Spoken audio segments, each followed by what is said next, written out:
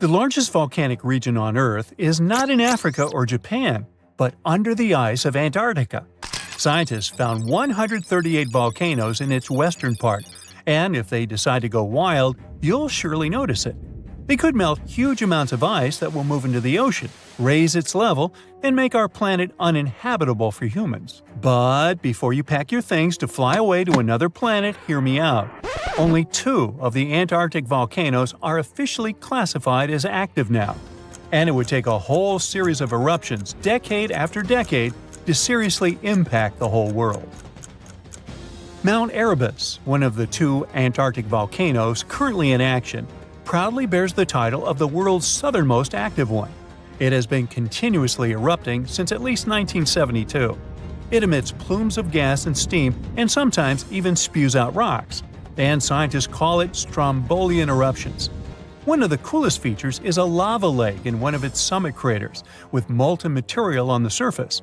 Such lakes are rather rare because they need certain conditions to make sure the surface never freezes over. The second active volcano is Deception Island, a horseshoe-shaped landmass. It is the caldera of an active volcano that last erupted over 50 years ago. Scientists who monitor it say it shouldn't go wild anytime soon. Antarctica also has plenty of fumaroles. Those are volcanic vents that release gases and vapors into the air. In the right conditions, they can spew out enough stuff to build fumarolic ice towers up to 10 feet tall. Scientists keep an eye on the Antarctic volcanoes with seismometers that detect when the Earth starts trembling from volcanic activity. Sometimes they also use more complicated tech, but it's all really challenging because of how far away this polar region is and how tricky it is to get there. That's why no one can predict when one of the continent's volcanoes that are now sleeping might erupt. We can guess what this waking up would look like if we analyze the events from nearly 20,000 years ago. So, shall we? One of Antarctica's sleeping volcanoes, Mount Takahe, had a series of eruptions and spewed out a good amount of halogens rich in ozone back then. Some scientists say these events warmed up the southern hemisphere. Glaciers started to melt and help finish the last ice age. For these events to repeat, we'd need a series of eruptions with substances rich in halogens from one or more volcanoes that are now above the ice. It's an unlikely scenario, but since it already happened in the past, it's not completely impossible. As for volcanoes hiding under a thick layer of ice, it looks like their gases would hardly make it to the atmosphere, but they would be strong enough to melt huge caverns in the base of the ice and produce a serious amount of meltwater. The West Antarctic ice sheet is wet and not frozen to its bed, so this meltwater would work as a lubricant and set the overlying ice into motion soon. The volume of water that even a large volcano would generate in this way is nothing compared to the volume of ice beneath it. So a single eruption wouldn't make a difference. But several volcanoes erupting close to or beneath any of the western Antarctica's big ice streams would. Those ice streams are rivers of ice that take most of the frozen water in Antarctica into the ocean. If they change their speed and bring unusual amounts of water into the ocean, its level will rise. As the ice would get thinner and thinner, there would be more and more new eruptions. Scientists call it a runaway effect. Something like that happened in Iceland. The number of volcanic eruptions went up when glaciers started to recede at the end of the last ice age. So it looks like, for massive changes, several powerful volcanoes above the ice with gases full of halogens need to get active within a few decades of each other and stay strong over many tens to hundreds of years.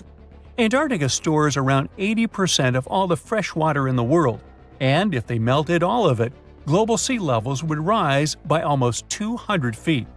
And then we'd have to look for a new planet to live on. But this again is an unlikely scenario. It's more likely that the eruptions under the ice will lubricate ice streams and seep water into the ocean, but it wouldn't be the end of the world. A super strong, super angry supervolcano could do it though, and it has already happened in the past. Over 200 million years ago, the world went through a major makeover with not one, not two, but 4 massive volcanic eruptions in huge pulses. The supervolcano called Camp had been erupting over and over for 600,000 years, It all happened in Rangelia, a large chunk of land that used to be a supermassive volcano stretching across what's now British Columbia and Alaska. And it wasn't the lava or the volcanic ash that ruined the environment. The eruption made carbon levels skyrocket. The planet would never be the same again. This volcanic activity might have helped dinosaurs grow from cat-sized critters into giants we saw in Jurassic Park. It kicked off a 2-million-year rainy season. It made the whole world hot and humid, and the dinos just loved it. Researchers dug deep into sediment layers beneath an ancient lake in Asia to uncover these secrets. They found traces of volcanic ash and mercury, clear signs of those epic eruptions. There were carbon signatures showing huge spikes in carbon dioxide levels. It made the atmosphere toasty, and the rain poured down. So the bad news is, another eruption like this could happen. The supervolcano beneath Yellowstone National Park has been sleeping for nearly 70,000 years. But if it wakes up, it would be many times more catastrophic than the eruption of Mount St. Helens in 1980. It's considered the most disastrous volcanic eruption in U.S. history. It followed 2 months of earthquakes and injection of magma below the volcano that weakened and destroyed the entire north face of the mountain. The eruption column went 80,000 feet into the atmosphere and spread ash over 11 U.S. states and several Canadian provinces. The last Yellowstone eruption was 1,000 times greater than that. The ground above Yellowstone sits on a hot spot made of molten and semi-molten rock called magma. This magma stuff flows into a chamber beneath the park, about 4 to 6 miles down, making the ground puff up like a balloon. But then, as it cools down, the ground goes back to its usual state. Volcano watchers have been keeping an eye on this for a century. They noticed the ground lift up about 10 inches around 20 years ago, but since 2010, it's been going back down. The experts say we have no big eruptions on the horizon, so doomsday isn't coming anytime soon. But there's some underground activity going on lately which keeps us interested. Since humans haven't been around to witness every little thing Yellowstone does, it's kind of tough to say for sure what's brewing down there. Yellowstone has had some epic eruptions within the last couple million years. They happen like clockwork, with gaps of 600,000 to 800,000 years between them. The last big one was around 640,000 years ago, and it basically reshaped the entire landscape, spreading ash and debris as far as Louisiana. You can still see the aftermath of the last big eruption in the Yellowstone caldera today.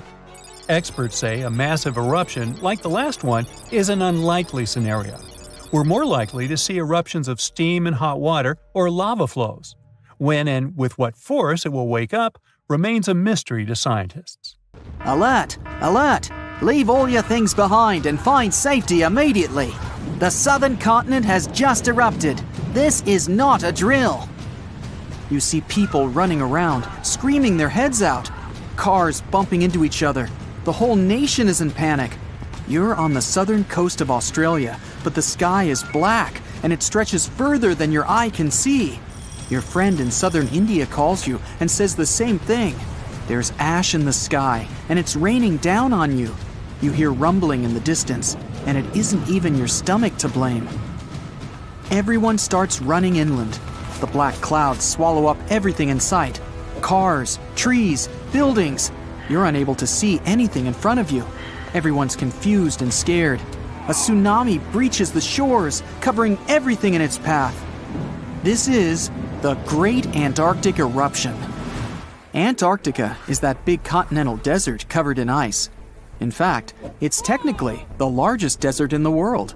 It's also covered with a whole lot of volcanoes, just chilling around. Scientists discovered that there are 138 volcanoes in Antarctica, 91 of which are hidden beneath the icy surface, and 47 on top. And there might even be more. But most of these volcanoes are dormant. And for a volcano to be dormant, it has to be fast asleep for the last 50,000 years. The last volcano eruption was Mount Erebus in the western part of the continent. It's the most active volcano in the south side of the world and is roughly 12,500 feet above sea level. That's as high as stacking the Burj Khalifa on top of itself 5 times. There's a whole bunch of these volcanoes stretched across the entire continent. In the most concentrated region, the volcanoes spread the distance equivalent to that between Canada and Mexico. And that's not even all of them. Scientists have warned that if any of these interior ice-contained volcanoes were to erupt, they'd melt the western Antarctic part of the land and increase the spill of ice into the ocean. It would raise the sea level and flood many endangered lands that are already at risk. And that's not mentioning the tectonic plates shifting underneath the surface, which allows some of the magma to squeeze its way to some surfaces. It's scary enough to expect what would happen if a huge volcano erupted. But what would happen if all the volcanoes in the Antarctic continent erupted at the same time? If you were one of those scientists on a boat on their way to conduct some experiments, you would begin to feel unease.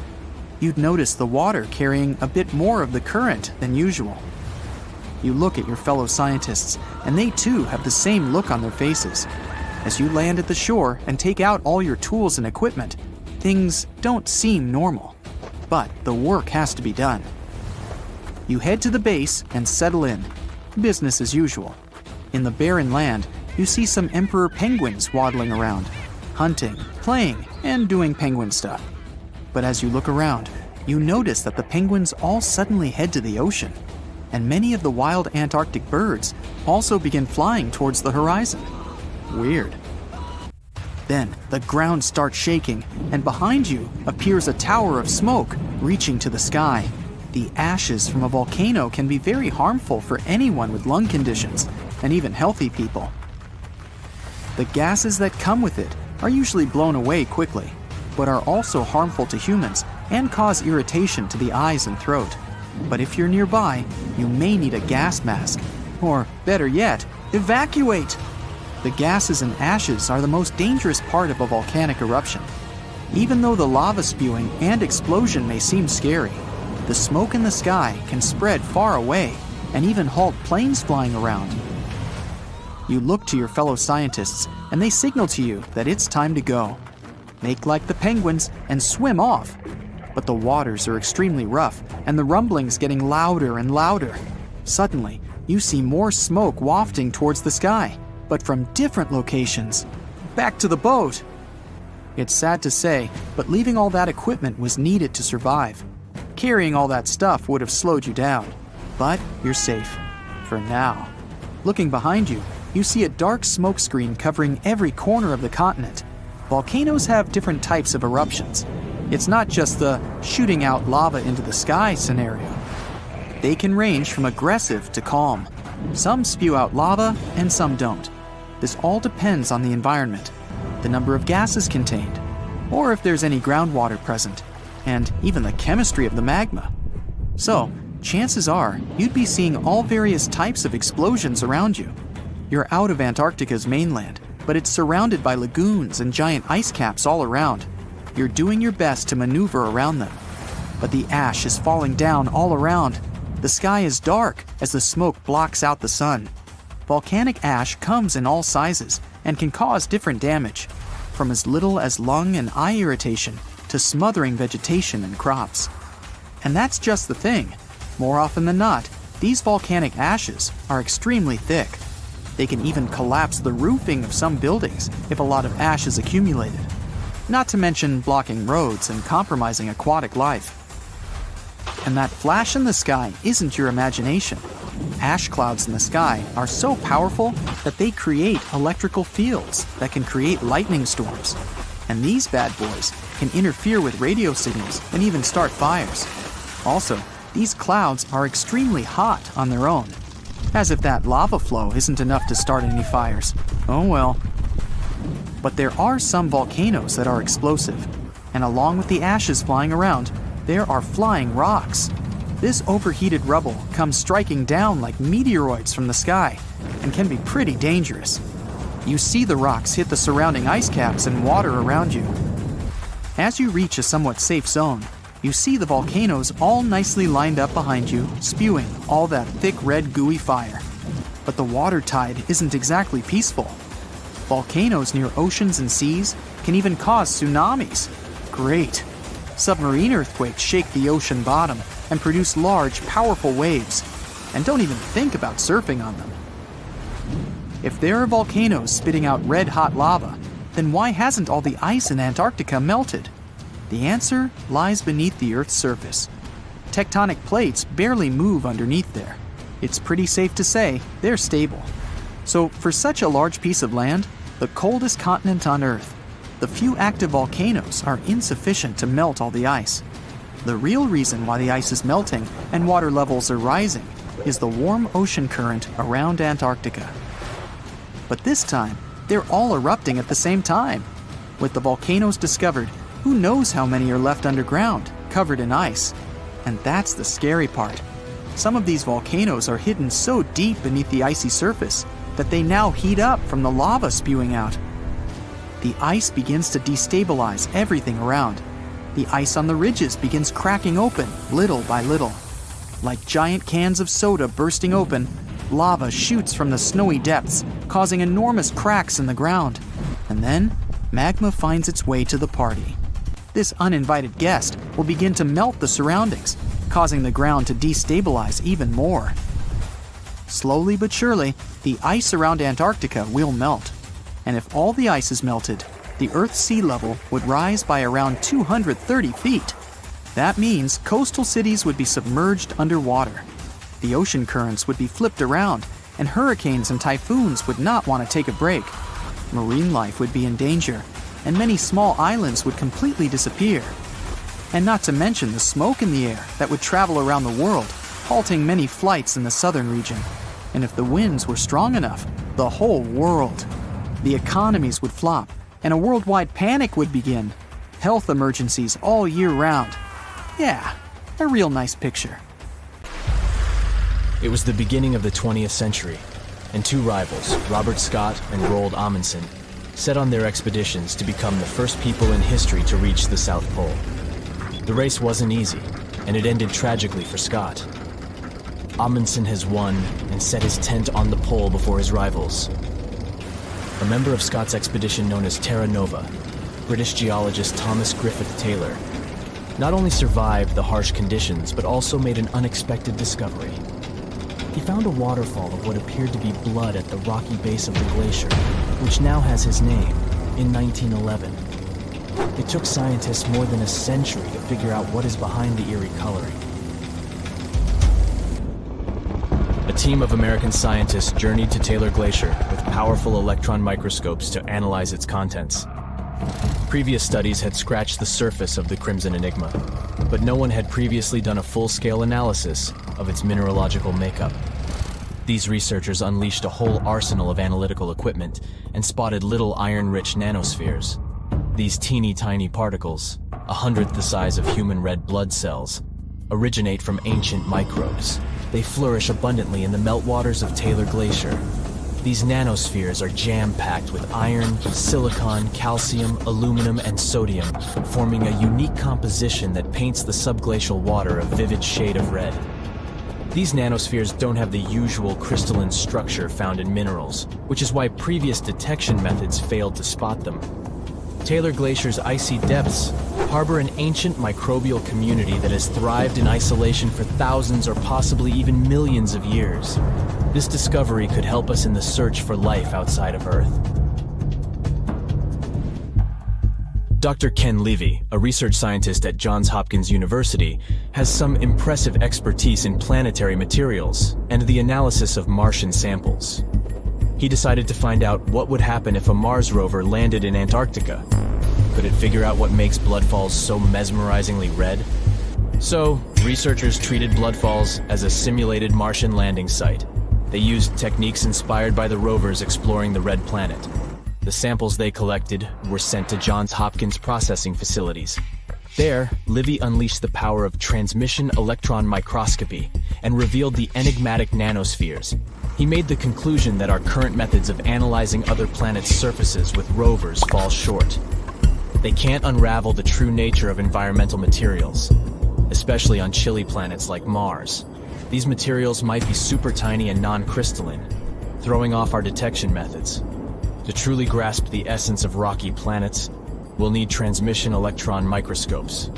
Strapping one onto a Mars rover isn't feasible yet, but it could mean a start of a new era in space exploration. Have you ever seen a waterfall on fire? Every February, when the stars align just right, Horsetail Fall in Yosemite National Park gets a sensational makeover. As the sun sets, its rays hit the waterfall at the perfect angle, transforming it into a blazing display of vibrant orange and red hues. We don't know exactly who and when discovered this natural miracle. The original valley dwellers may have known about it, but they kept it to themselves. It wasn't until 1973 that photographer Galen Rowell captured the first known photo of the waterfall, bringing it into the limelight. Since then, the firefall has become a global sensation, spreading like wildfire on social media and drawing crowds from far and wide. This magnificent cascade draws hundreds of spectators every year, but they can only see the show under certain conditions. First things first, Horsetail Fall needs a flowing stream. If there's not enough snowpack in February, the waterfall won't have enough water to create the magic. The temperatures must be warm enough to melt the snowpack during the day. If it's too chilly, the snow will stay frozen, and the fiery spectacle won't ignite. Second, we need a clear western sky at sunset. Those sunbeams need a straight path to hit Horsetail Fall and make it come alive. And since the weather in Yosemite is ever-changing, clouds can magically clear up just in time for the show. If all the conditions are just right, you'll witness the Yosemite Firefall in all its glory for about 10 minutes. The mystery of the sailing stones in California's Death Valley National Park has puzzled scientists for years. Heavy stones seem to have a mind of their own and move across Racetrack Playa, a dried-up lake bed. They leave behind a trail on the cracked mud. There were all kinds of theories to explain this phenomenon, from magnetic fields or dust devils, which are strong whirlwinds, to mischievous pranksters. No one has actually witnessed these rocks in action, which only added to the mystery. In 2006, a NASA scientist named Ralph Lorenz entered the scene. He was studying weather conditions on other planets, but he couldn't resist the allure of Death Valley and those elusive sailing stones. He had an eureka moment while tinkering at his kitchen table with a Tupperware container. Lorenz filled the container with water, leaving a small rock poking out, and chucked it in the freezer. Then he placed this icy construction in a big tray of water with sand at the bottom and gently blew on it. The rock began to glide across the water, leaving a trail in the sand. Lorenz had been studying how ice can make big rocks float and move along tidal beaches in the Arctic Sea.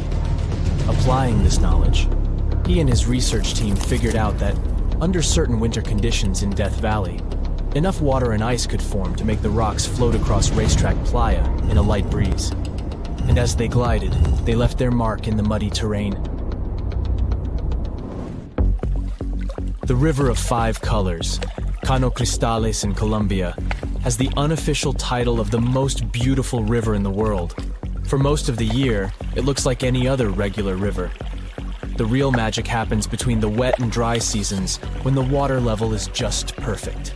This unique river floor is lined with a special plant, and when the conditions are right, it bursts into a dazzling display of colors. Think vibrant reds, stunning yellows, and lush greens, all mingling with the blue water. It's like stepping into a living rainbow with 1,000 shades in between. This phenomenal display only lasts for a few weeks, from September through November. During Colombia's wet season, the river flows too fast and deep, covering up the river floor and denying the plant the sunlight it needs to turn red. And in the dry season, there's simply not enough water to support the vibrant life in the river. So you have to catch it at just the right time. The reason behind Maldivian beaches glowing in the dark at night isn't a mystery, but it doesn't make them any less impressive. It happens thanks to the bioluminescent plankton. These tiny creatures are like little underwater disco balls, emitting a cool blue glow when they are agitated or on the move. Imagine walking along the shoreline and leaving behind glowing footprints. You can even take a night swim amongst these magical plankton. Researchers have discovered that their bioluminescence is actually a clever defense mechanism against predators. When these microorganisms flash their little blue lights, it disorients and surprises their attackers. The plankton produces this light using a chemical called luciferin.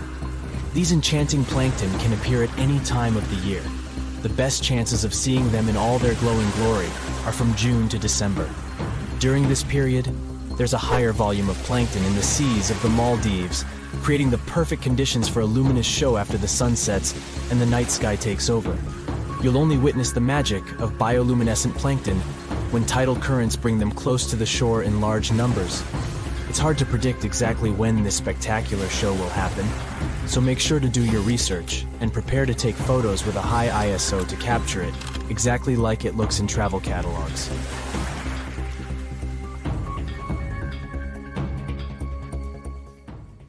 Look at those lush coniferous forests and tundra. What a wonderland. You may have mistakenly thought it's Canada, but it's not. It's Antarctica, about 34 million years ago. So what makes Antarctica this frigid today? It turns out a mix of dropping carbon dioxide levels and some tectonic shuffle played a huge role in transforming this ice-free paradise into the frozen continent we know now. About 50 million years ago, CO2 concentrations were sky high, strutting around at around 1,000 to 2,000 parts per million. But as those levels tumbled down, global temps started to drop, paving the way for the mighty ice sheets that later took over Antarctica. While the CO2 dive was happening, tectonic activity was also working its magic. The big split between South America and Antarctica opened up the Drake Passage, which created the Antarctic Circumpolar Current. This powerful current acted like a bouncer, keeping warm air and ocean currents from crashing the Antarctic party, and helping keep things rather frosty. If you mix up Australia and Antarctica, you're not that wrong. These two continents used to be one. If you mix up Austria and Australia, it's much worse. By the way, don't fall for the internet myths and memes. There's no help desk in Austria specifically for people who intended to fly to Australia. Now, look at this magnificent Australian pink beach. It's precious, and not in a figurative sense. Those mysterious pinkish sands are actually garnet, and it's widely used in jewelry. Geologists studied those sands and came to the conclusion that the garnet contained there is older than local mountains. That doesn't make sense, right? In fact, it does. You see, Australia didn't used to be this very detached continent as it is now. Many, many millions of years ago, Australia and Antarctica were part of the supercontinent Gondwana, and glacial erosion released the garnet, which eventually made its way to the beach. These sands formed when South Australia was flat and chill, long before the mountains appeared. Most garnet gets washed away, but this batch has a rich history, tracing back to glacial rocks in the Transantarctic Mountains. So this pink sand comes from an ancient mountain range hidden under Antarctic ice. Not only does Antarctica ice hide gems like garnet, if you look harder, you might find entire buildings. Sounds insane, but this is exactly what a British explorer did. His name is Chris Brown, and he uncovered an entire building beneath the ice. He was traveling to the pole of inaccessibility, and it all started with a bummer. Chris and his son had their plane broken. Suddenly, they spotted a lone bust peeking out of the snow. This place was an old meteorological station. Despite freezing conditions, Chris and his son Micah had a blast exploring. Chris is on a mission to conquer all 7 earthbound poles of inaccessibility and has tackled 5 so far. I guess you already know that Antarctica is the largest desert on Earth, much larger than the Sahara or the Gobi. Still, despite being the driest continent on Earth, it boasts a seriously weird waterfall. Nestled in the mesmerizing McMurdo Dry Valleys, it's 5 stories tall and looks like it's gushing blood. It's even called Blood Falls. It may look outlandish and even frightening, but its nature can be easily explained. The water that creates this crimson cascade was once a salty lake, but over time, it became sealed off from the outside world when glaciers formed on top of it. Now, this ancient water hanging out 1,300 feet below the surface has cranked up its salt levels to 3 times saltier than the ocean. This salt water is also loaded with iron and gets 0 oxygen or sunlight. When the iron-rich water trickles through a crack in the glacier and meets the air, it rusts up, turning dark red. You may have mistakenly heard that no bug species belongs to Antarctica, but it's not exactly true. because there's this tiny Antarctic midge living there. Plus, there are some spiders too. Those aren't your average spiders hanging out in the darkest corners of your apartment. Those are critters lurking in the chilly darkness of the Antarctic ocean floor. These little marine creepers are actually arthropods and can stretch around 20 inches across. As if that wasn't bizarre enough, they also breathe through little holes in their legs. Quick question. What's the color that you associate most with Antarctica? I'm sure it's white. That's my association too. However, Antarctica may look like a slice of watermelon. That colorful snow comes courtesy of a tough little algae called Chlamydomonas nivalis. When things start to warm up during the Antarctic summer, these little guys release their vibrant red and green spores, painting the snow in wild and funky colors. But it's best to steer clear because that snow is not just a pretty sight. It's also toxic and definitely not edible. Searching for fossils is always a blast, but when you're in one of the most remote spots on the planet, it gets even more exciting. A diverse team of scientists recently hit the mother lode, pulling in over a ton of fossils from ancient marine life, dinosaurs, and birds from the late Cretaceous period, about 71 million years ago. Their adventure kicked off with a flight to South America, followed by a 5-day trek through the infamous Drake Passage. Upon reaching Antarctica, they set up camp using helicopters and inflatable boats. You might be thinking, why dig in Antarctica with all that ice? Well, it turns out there are places where rocks pop up, depending on the season. The team went to James Ross Island, located in the Antarctic Peninsula, and they went there during February and March. And that's one of the few parts of Antarctica where in summer, rocks are exposed, and those rocks can come from the age of dinosaurs. The expedition was a success, as they discovered over a ton of remarkable finds.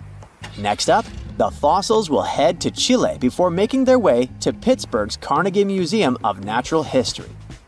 Among their discoveries, they found relics dating back about 71 million years, alongside some around 67 million years old, including plenty of snails, clams, and various marine creatures.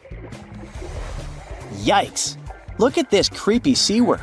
It could live in LA and be a star in a horror movie, but it chooses to call the chilly waters of the Southern Ocean near Antarctica its home. These worms can grow up to 8 inches long and 4 inches wide, but don't let their spooky exterior trick you. Research suggests they might actually be superheroes in disguise, playing a vital role in keeping ecosystems buzzing. Now, see that head? It's not really a head. It's just a retractable throat that helps this toothy creature chow down on its meals. Antarctica has many creepy critters to offer. Let me introduce you to the Antarctic strawberry feather star. It's not like Patrick from SpongeBob though. It's more like a deep-sea creature straight out of a horror movie. Picture this: 20 wiggly arms, some stretching up to 8 inches, all decked out with these bizarre little bumps. Yikes indeed. Back in 2014, scientists buried 34 seismic monitors in the snow on the Ross Ice Shelf, which is huge. Think of it as an ice slab the size of Texas, just chilling over the Southern Ocean. These clever little machines picked up a nearly non-stop buzzing. Even though our human ears usually can't catch these low-frequency sounds, scientists have worked their magic and made them audible for us. They even shared the creepy audio online. A glaciologist from the University of Chicago says that if you could hear this vibration, it'd sound like a swarm of cicadas taking over the backyard in late summer. But these glacier explorers weren't trying to capture spooky tunes. They're actually on a mission to monitor the Ross Ice Shelf because things are heating up, literally, and the ice is melting faster than ice cream on a hot day. Ice shelves are like Earth's safety plugs, keeping all that massive ice from surging into the ocean. So what exactly is making all that noise? It's likely just strong winds whipping across ice dunes, creating a kind of natural vibration. Ooh, you're diving into the dark and icy waters of Antarctica. The eerie blue darkness is enveloping you, reminiscent of the vast expanse of open space. In these depths, where you least expect to encounter any living creature, you suddenly hear a loud, strange sound. A quacking noise, as if a giant duck was hidden in the deep. In 1960, researchers first recorded this sound and named it bioduck. Clever. For decades, they tried to unravel the mystery of its source. Was it a giant kraken? An extraterrestrial spaceship that had crashed into the ocean? A mysterious sea monster? Or perhaps an enormous duck? There were many versions, one more bizarre than the other. Oceanographers detected similar sounds in other locations as well. Off the western coast of Australia and near New Zealand, they recorded similar but higher pitch signals, which they named bio-goose. It seems the creepy atmosphere of the story disappears with such names. Anyways, these sounds were not isolated incidents. They happened multiple times with consistent intervals. Many initially thought the source must be mechanical, given the regularity of the sounds. However, studying the oceans in the latter half of the 20th century was challenging because of limited technologies. Nevertheless, scientists persisted in collecting data on bioduck and biogoose, driven by their insatiable curiosity. As more data accumulated, so did the theories. But scientists eventually uncovered the mystery. Bioduck turned out to be a form of communication with a biological origin. When researchers analyzed the repeating sounds, they noticed that the signals never overlapped. One source would speak while the others remained silent, suggesting a form of communication. The question remained, which ocean creature possessed such an extraordinary method of communicating through varied frequency sounds? The answer, as many have guessed, is whales. Scientists compared the bioduck sound from Antarctica with the calls of minke whales and found striking similarities. The biogoose sounds from the waters off Australia and New Zealand likely belong to other species or very young minke whales. This discovery, however, only deepened the mystery. What purpose did these sounds serve? Were the whales discussing their dinner plans, laughing at the humans recording their voices, or perhaps sharing deep insights about the universe? The possibilities were endless, but the most astonishing revelation was that humans might one day learn to communicate with these magnificent creatures. Communicating with whales is no longer a far-fetched idea. Scientists from the University of California have already established contact with a humpback whale named Twain. In a groundbreaking experiment, researchers conducted a 20-minute conversation with the marine mammal. Here's how they did it. The specialists went on a marine expedition to the coast of Alaska, where they recorded the sounds of a group of humpback whales. Then they played these sounds through speakers, sending the signals back into the ocean. The recorded sounds resembled a greeting, like, "Hey, what's up?" but in the whale language. These greetings are used by whales to call each other or indicate their location. Now, soon after sending the signals, the researchers received a response. Twain approached the boat, circled it, and replied with a "hey" of its own. This marked the beginning of the first ever human-whale conversation. For 20 minutes, the scientists sent 36 signals to Twain, and each time the whale responded.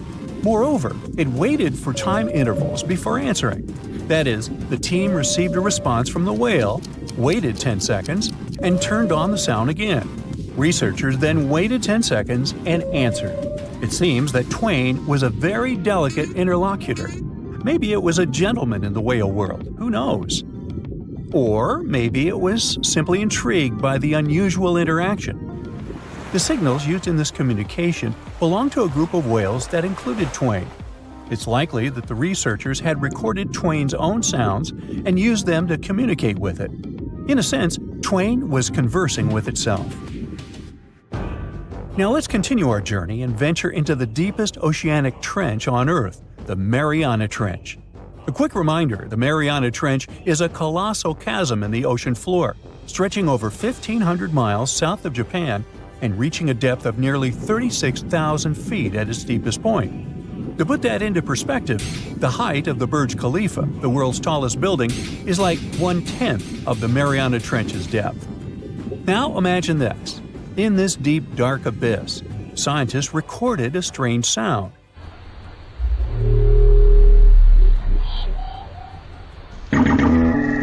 Unlike bioduct, this sound resembled something from a science fiction movie, a low rumble, followed by a metallic ping, reminiscent of the sounds made by spaceships in sci-fi movies. Researchers named this mysterious phenomenon biotwang noises. Scientists first detected this strange sound in 2014 during an acoustic survey of the Mariana Trench, and they quickly identified its source: whales, specifically Bride's whales. Using artificial intelligence, researchers analyzed around 200,000 hours of audio recordings from the ocean and found matches with a group of Bride's whales. Like other animals, these whales use sounds as a form of communication. Now, did you know what else was found at the bottom of the Mariana Trench? A plastic bottle. It's unlikely it was done by a kraken or a whale or some type of monster. Everything is simpler here. The bottle ended up there because of a human. But that's a topic for another video. Okay, let's deal with one more sound. No whales this time, just a mysterious sound in the loneliest place on Earth. This place is called Point Nemo, and that's why it's so lonely. Located in the South Pacific Ocean, Point Nemo is the most remote spot from any land. The nearest island is 1,450 nautical miles away. It's about the same long distance from land in all other directions. Moreover, here, there's almost no marine life, since few water currents reach this spot, and therefore few nutrients are supplied. In a sense, it's a water desert. And so, in 1997, oceanographers recorded a very strange and frightening sound coming from the depths in the area of Point Nemo.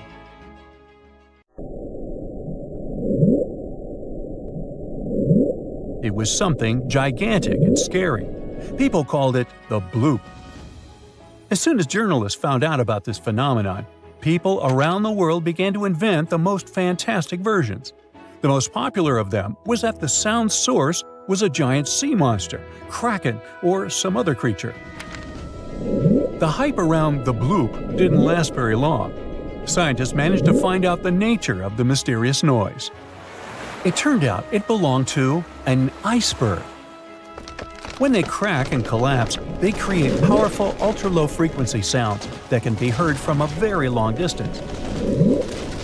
To confirm this version, scientists recorded the sounds of other icebergs and heard something similar to the bloop.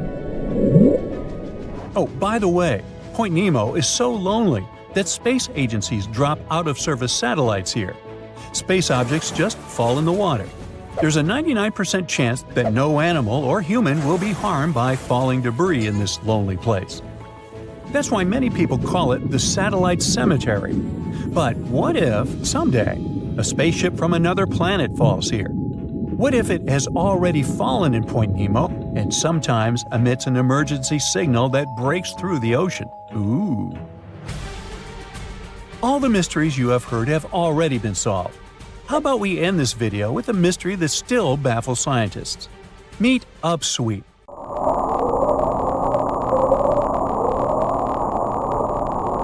One of the most mysterious sounds ever recorded in the ocean. It's not just noise, it's a series of short ascending tones repeated at intervals of several seconds.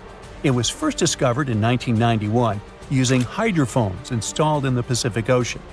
At first, oceanographers suggested that upsweep could be associated with volcanic activity or underwater earthquakes. But the seasonal nature of the sound and its intensity change depending on the time of year, which rules out these versions.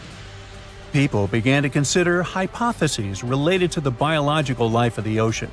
They studied the migration routes of marine animals and their behavior at different times of the year. However, despite all efforts, the sound source has not been identified. Some studies suggest that upsweep may be associated with certain species of fish or other marine animals that make sounds for communication or navigation, but no one has been able to prove it.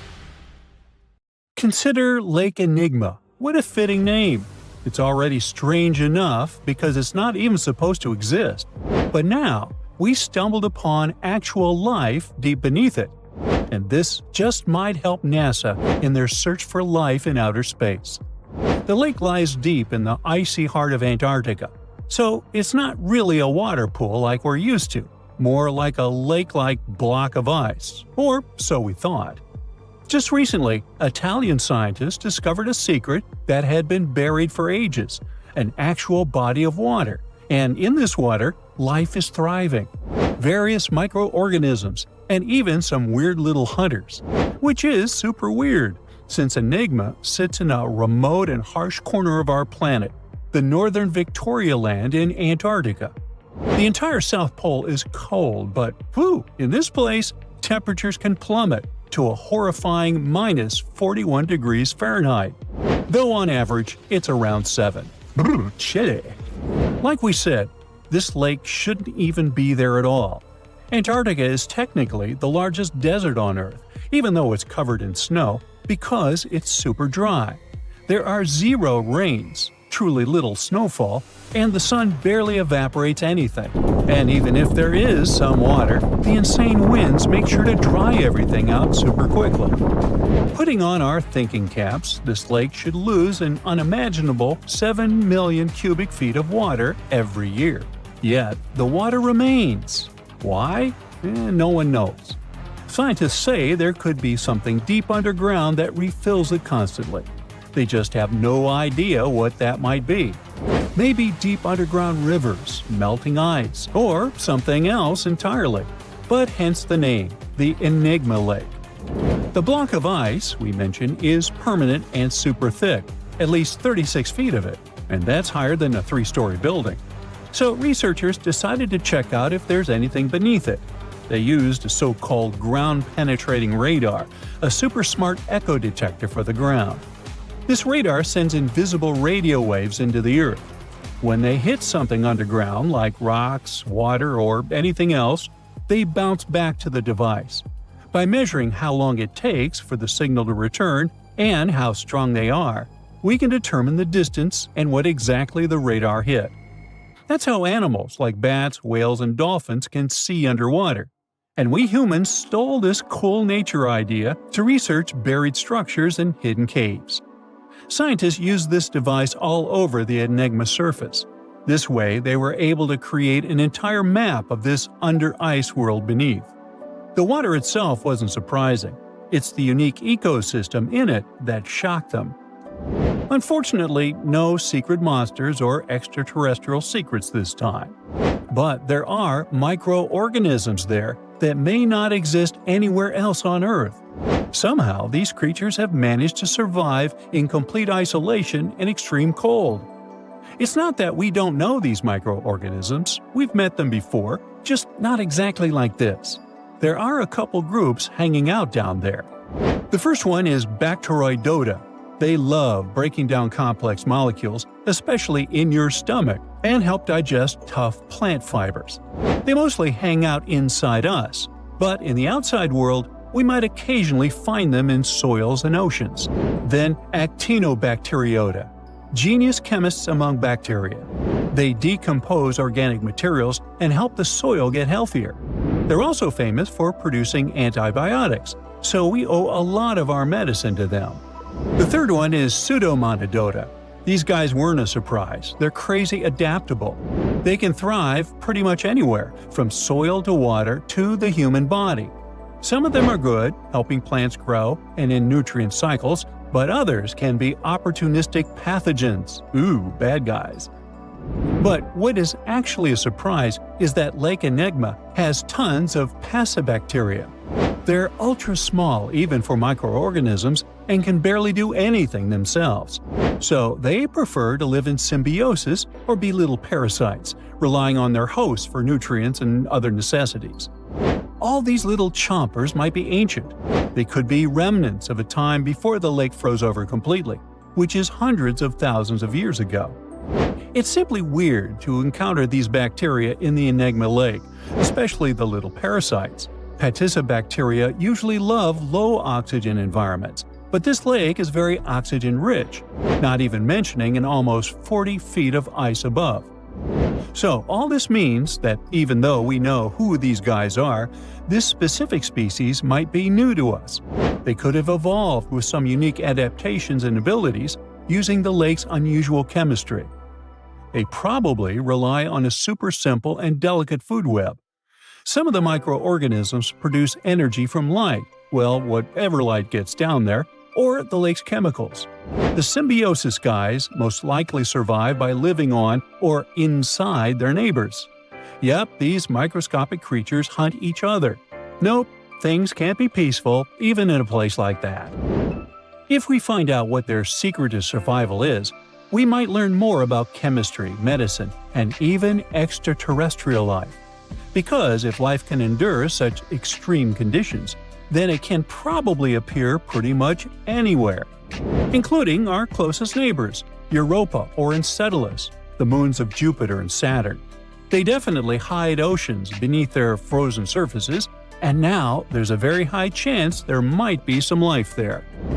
Antarctica must be the closest thing we have to extraterrestrial exploration before we actually land on other planets. It's full of hidden mysteries and surprising creatures. Even outside of Lake Enigma, the South Pole harbors life. Just take the McMurdo Dry Valleys, which are often referred to as Earthly Mars. These are among the most mysterious and extreme places on our planet. They're stretching across Victoria Land in Antarctica, and this is one of the driest places on Earth. Makes sense if you remember the name. Surprisingly, unlike other parts of the South Pole, this land is almost entirely devoid of snow and ice, just lots of super cold ground. There might even be some sand dunes nestled here and there between the rugged mountains. The ground is mostly covered in loose gravel, scattered with ancient rocks made of granite, and something interesting called gneiss, just spelled differently. It's the type of rock that's been through a lot, literally. It's usually born when granite and sedimentary rocks have to endure insane pressure or horrifying heat for a while, a process called metamorphism. These conditions are so intense that they literally rearrange the minerals into layers. That's why gneiss has such beautiful foliated looks. It's the planet's version of baking a layered cake. It's amazing because this place is almost exactly the way it was millions of years ago. These valleys are frozen in time, and they give us a little glimpse into Earth's distant past. And that includes life. Once again, local winds are absolutely terrifying gusts of cold air racing downhill, and they evaporate snow faster than it can even melt. So, logically, you shouldn't find much water here, not even mentioning life. But somehow, you can still stumble across frozen lakes and saline ponds in the dry valleys. And local life stretches all reason and our understanding of biology. It exists inside the rocks themselves. Microorganisms are hidden in slightly moist cracks and crevices. Deep inside, there's endolithic bacteria. These guys are super chill. Instead of moving around like other microorganisms, they always stay put inside their little rocky homes. How do they survive? Through photosynthesis. Just like plants, they take teeny tiny parts of light that gets in crevices and acts like little solar panels, getting energy from the sun. Meanwhile, in another place, beneath the Taylor Glacier, there's bacteria that literally doesn't eat anything. Not comfort, not sunlight, not even oxygen. These guys rely on a diet of dusty rocks and sulfur to fuel their weird metabolisms. By breaking down sulfur and iron, they get energy to sustain themselves. This way, they easily survive in deep seas, at sub-freezing temperatures, completely cut off from sunlight, oxygen, and the world itself. This place is fascinating for both its life and the lack of it. In some parts of the valleys, like University Valley, yes, that's what it's called, the permafrost is so harsh that no microbes were found at all. This might be one of the only places on Earth where life appears to be completely absent, a quite scary idea. Anyway, now scientists are thinking about learning more about Lake Enigma and drilling this Mars-like environment, exactly for that reason, to see how we could get samples from Mars in the future.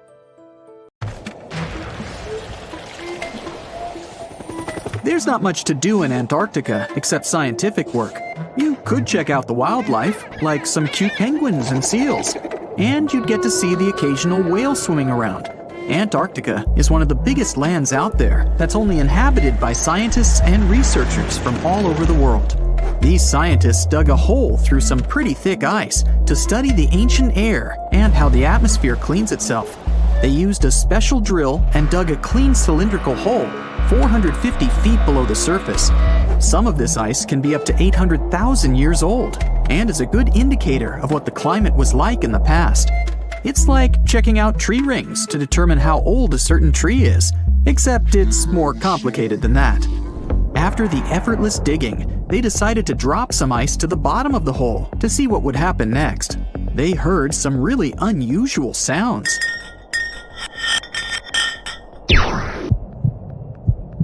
It felt like being on a spaceship traveling through a bunch of obstacles with many rocks smashing into each other. The pitches changed over the quick descent of the block of ice, ranging from high pitch and ending with a low heartbeat-like sound. The scientists were puzzled when they first heard this and dropped some more ice, only to find out that the same type of sounds were being produced, just in different variations. They couldn't tell what was down there, and, more importantly, why these kinds of sounds were produced. Antarctica boasts quite a few volcanoes, many of which are under super thick sheets of ice. Scientists discovered 91 volcanoes and claimed there could be more, potentially making it the most extensive volcanic region in the world. While they were doing regular scientific research, they came across many unmistakable large cone-shaped figures underground. Some were as deep as 2 miles in the ice. Some of the peaks were over 3,000 feet tall and dozens of miles across.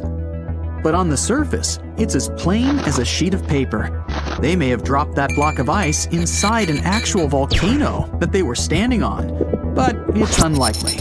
Even though the underground volcano presence was discovered by accident, there's a small chance they were actually standing on one where they had their workstation set up.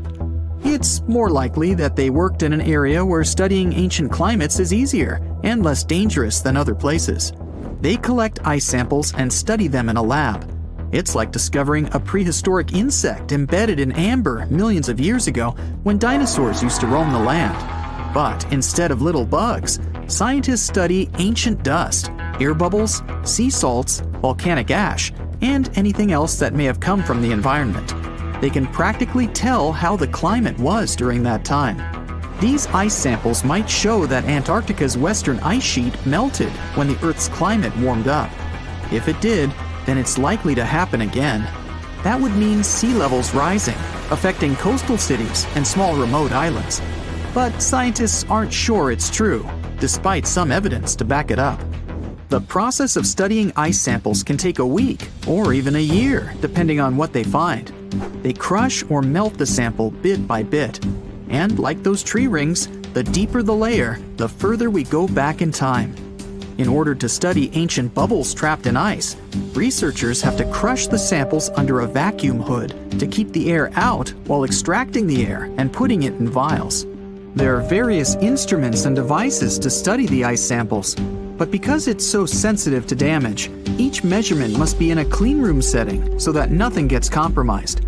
The scientists have to wear proper bodysuits and many layers of gloves and constantly get ventilated. Even something as tiny and insignificant as a fingerprint can ruin a sample. They look for certain patterns to see changes in the atmosphere's composition and temperature. But dropping a few blocks of ice down a hole wouldn't be so bad. The reason why it made such a peculiar sound is the same reason why a moving car sounds different when it's honking than when it's stationary. The scientific word for it is the Doppler effect. It's an obvious change in the frequency of a wave with respect to an observer who is moving relative to the wave source. The effect doesn't mean the frequency of the sound changes, it just shifts. And this can be said about other types of waves, like water and light. But sound waves are the most popular ones when it comes to the Doppler effect. So, when the scientists dropped the ice block down the bottom of the hole, the sound waves traveled back up and bounced around the narrow tube where they drilled. That's why they got the pew pew sound. Let's not forget that this ice block traveled 450 feet beneath us. Oil ships dig holes in the oceanic crust that go thousands of feet beneath the Earth. The Kola Super Deep Borehole in Russia is the deepest hole ever made by humans. It goes more than 40,000 feet below the surface and took almost 20 years to reach 7.5 miles. Below it is only half the distance to the mantle. In terms of the whole Earth, this very deep hole is literally scratching the surface. This wasn't a hole to dig for oil, and wasn't in the ocean either. The drilling was stopped in 1992 when the engineers found out that the temperatures were 100 degrees Fahrenheit higher than they predicted. And then it was abandoned, and it's just been a barren hole now. But that's the closest we've dug to the center of the planet. The scary thing is that some of the workers on the site could hear voices coming from within. All the way in Yemen, an ancient hole exists in Barhout, in the east of the country in the middle of the desert. It's actually closer to Oman than to the capital Sana'a. This hole has puzzled experts and locals. Unlike the holes in Russia and Antarctica, this wasn't man-made. Or was it? It's been around for many years, and the locals try to steer away from it. They don't even like talking about it, since they claim it brings bad luck to those around it, or to whoever utters its name. They claim it was created as a prison for spirits, but many rule that out. The hole is 98 feet wide and somewhere between 330 to 650 feet deep. You can also hear strange sounds coming from the inside. But according to some scientists, the well has little to no ventilation and barely has any oxygen down there. So it's unlikely that anyone or anything lives down there. The Challenger Deep in the Mariana Trench caught some low-pitched grumble sounds in March of 2016. Some of these grumbles were followed by screeches. They caught these sounds in a span of weeks, using a titanium-encased microphone so that the immense pressure of the lowest point on Earth wouldn't crush it. They had to lower it slowly as well, since it's 1,000 times the atmospheric pressure at sea level.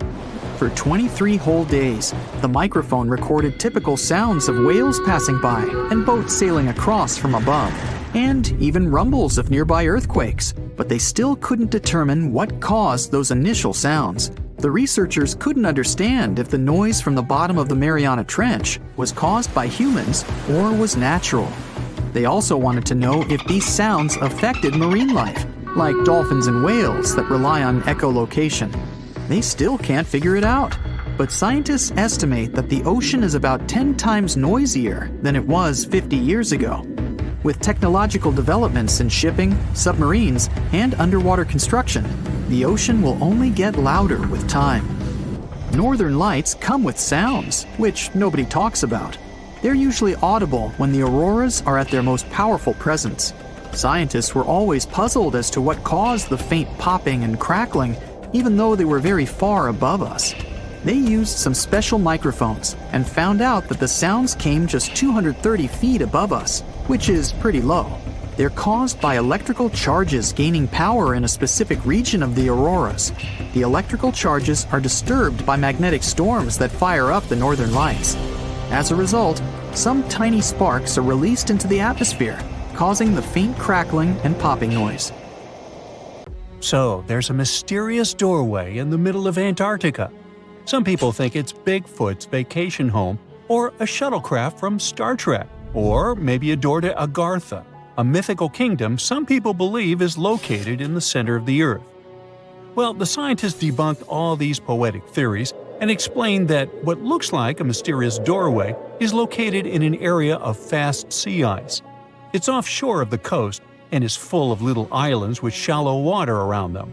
When ice flows around hard rocks hidden underneath, it can create patterns that look odd but are totally normal. In this spot, the ice is thin, so the rocks underneath have a big effect on how the ice moves. The cold winds in Antarctica also shape the ice and snow and make it look like they're lines and shapes. So, the mysterious doorway is just a rocky ridge poking out because the ice has melted a little.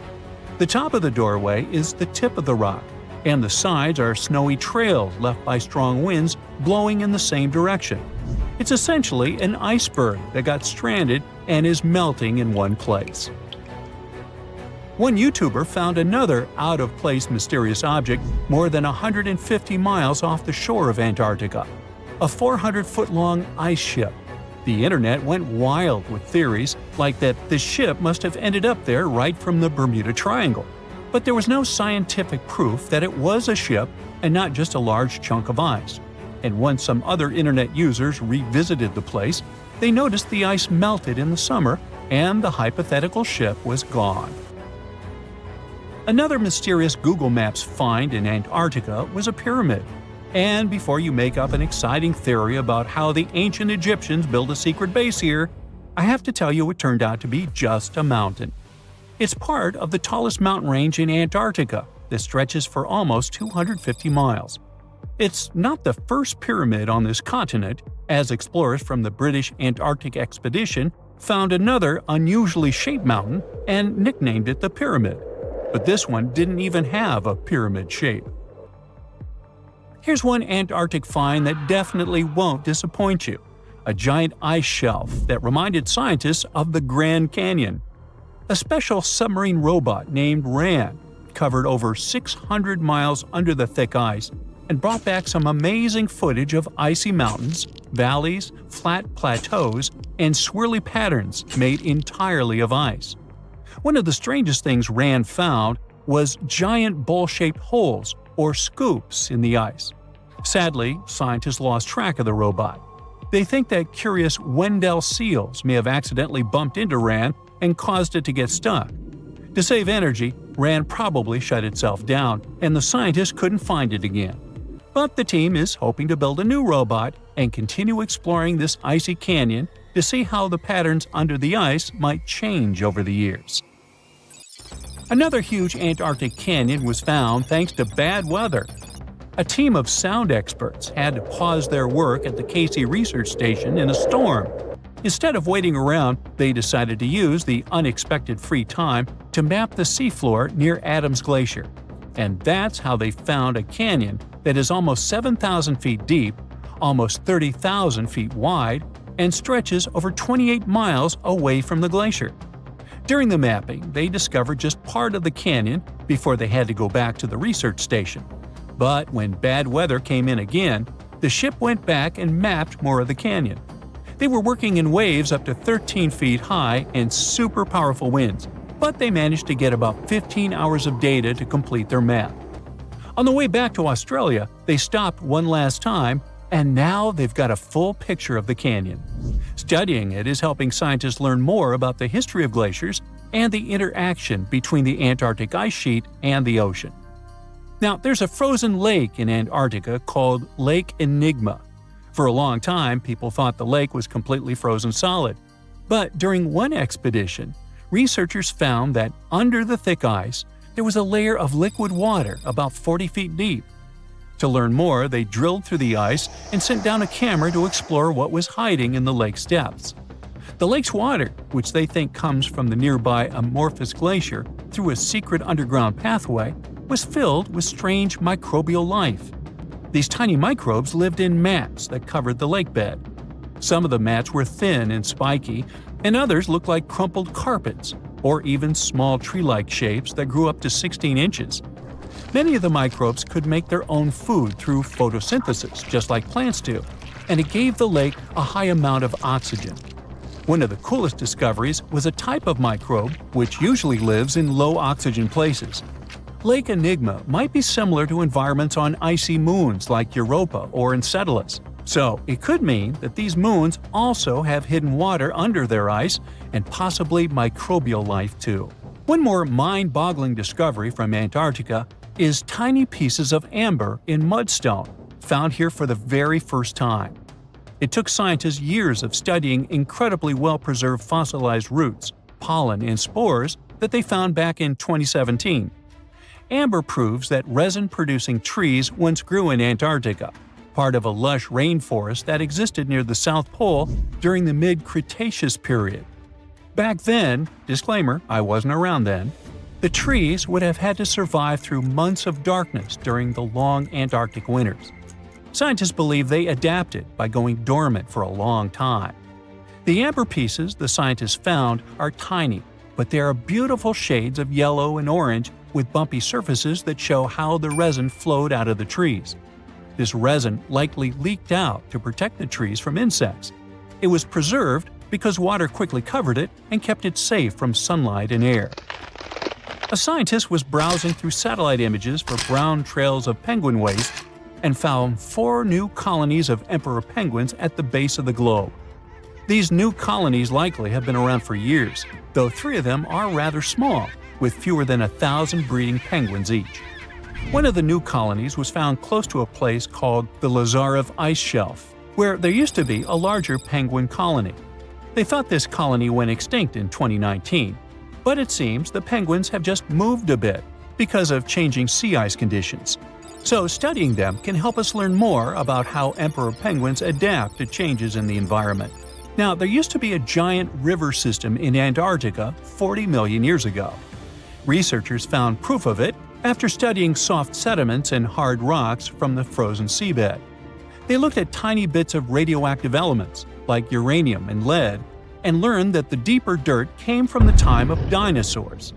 The dirt closer to the surface was younger and had an interesting pattern, like the kind you see in river deltas today, such as in the Mississippi River or Rio Grande. Scientists found tiny signs of life in the sand. The river that once flowed here started in the Trans-Antarctic Mountains and traveled 930 miles before it reached the sea. Researchers kept studying newer layers of dirt from about 20 million years ago. They hope this will help them predict what the Earth's weather patterns might be like in the future. The South Pole is more than penguins and endless snow. There's a hidden ghost world within it. Look, it's right here on the globe. Don't confuse Antarctica with the Arctic, which is at the top of our maps. Much smaller in size, and, let's face it, way less mysterious. The ice sheet covering Antarctica is about 1 to 3 miles thick, which is up to 16 Eiffel Towers stacked on each other. This massive blanket hides the true features and contours of Antarctica's land. We still don't know much about this mysterious continent, and it is ice and snow that are to blame. We still don't even know the true shape and size of this continent. Mapping Antarctica without some huge shovels is an incredibly hard task. But satellites learned to penetrate the ice with their cameras. And now we know there's actually an enormous, dramatic ancient landscape beneath the snow. The ghost of the past. About 90 million years ago, Antarctica was a much warmer place. It was actually a lush rainforest with tons of plants and probably teeming with life. It even had rivers flowing through it. Then the ice came. This happened about 34 million years ago, during the transition from the Eocene to the Oligocene, when our planet cooled significantly. It was the beginning of one of our several ice ages. The land remained, but now was hidden under ice and snow that got thicker and thicker.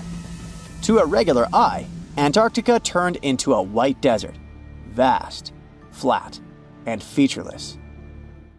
Time went on. This massive ice sheet moved around, smoothing and shifting the ground beneath it. Over the millions of years, it changed what the land looked like. Now, if we looked under the ice, it wouldn't hold any signs of the original South Pole, except for one place. In areas where the ice is especially thick and doesn't move much, like in East Antarctica, it has actually worked the other way around. It became like a super thick blanket that protects the land. Normally, things like wind or rain slowly wear away the ground over time, changing its shape. But since we have this protective ice blanket, it prevents these natural processes from reaching the stuff underneath. So, the ground stayed almost the same for millions of years, like it's been frozen in time. This special area near the Aurora and Schmidt subglacial basins has become the ghost of Antarctica's landscape. This place was barely touched even since it was first covered in snow 34 million years ago. This is a historical footprint, a place that can tell us what Antarctica's ground looked like before it became a freezing nightmare. As scientists peered under East Antarctica, they saw an amazing ghost.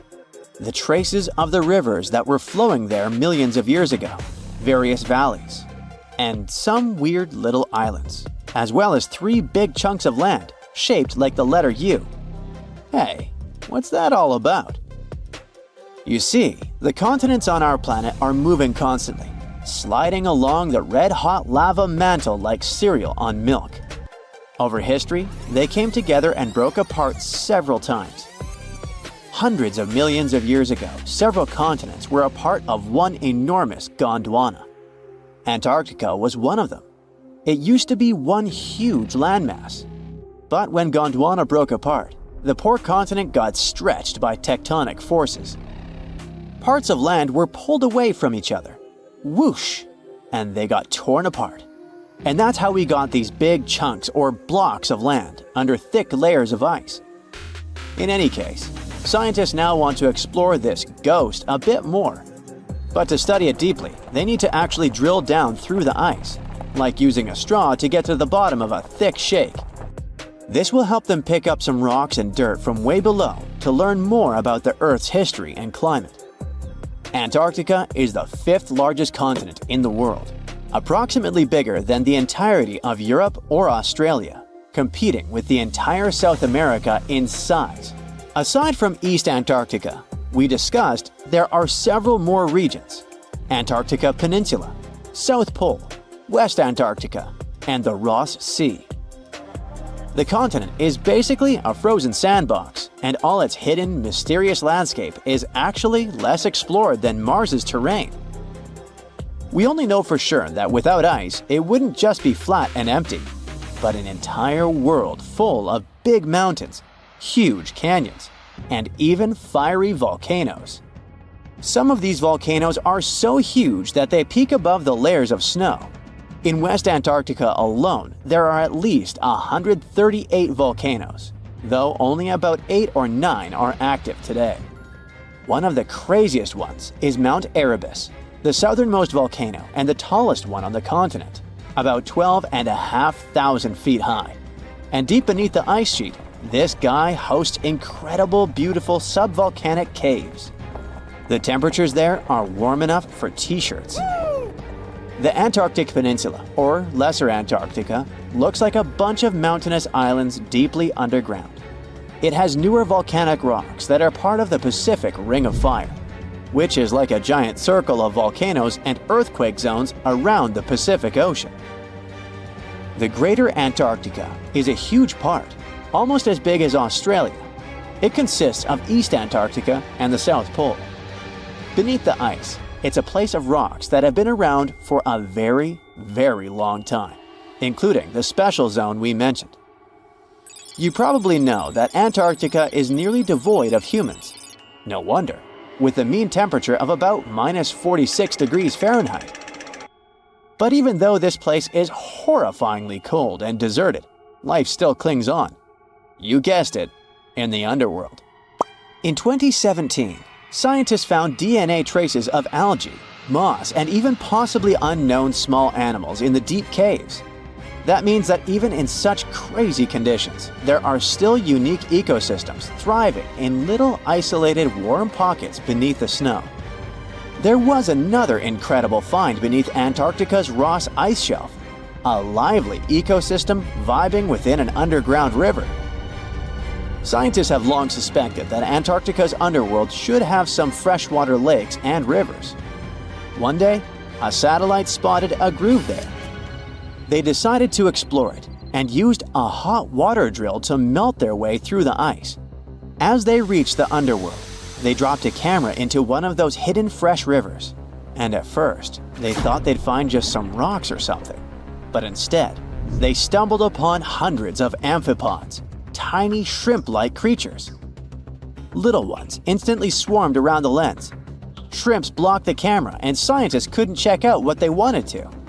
Pretty funny, but at least that means that there really is an important ecosystem deep within Antarctica.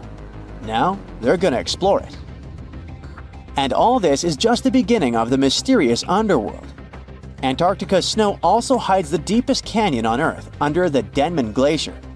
Well, Mariana Trench is still the deepest point on Earth, but it's a part of the oceanic crust, geologically speaking.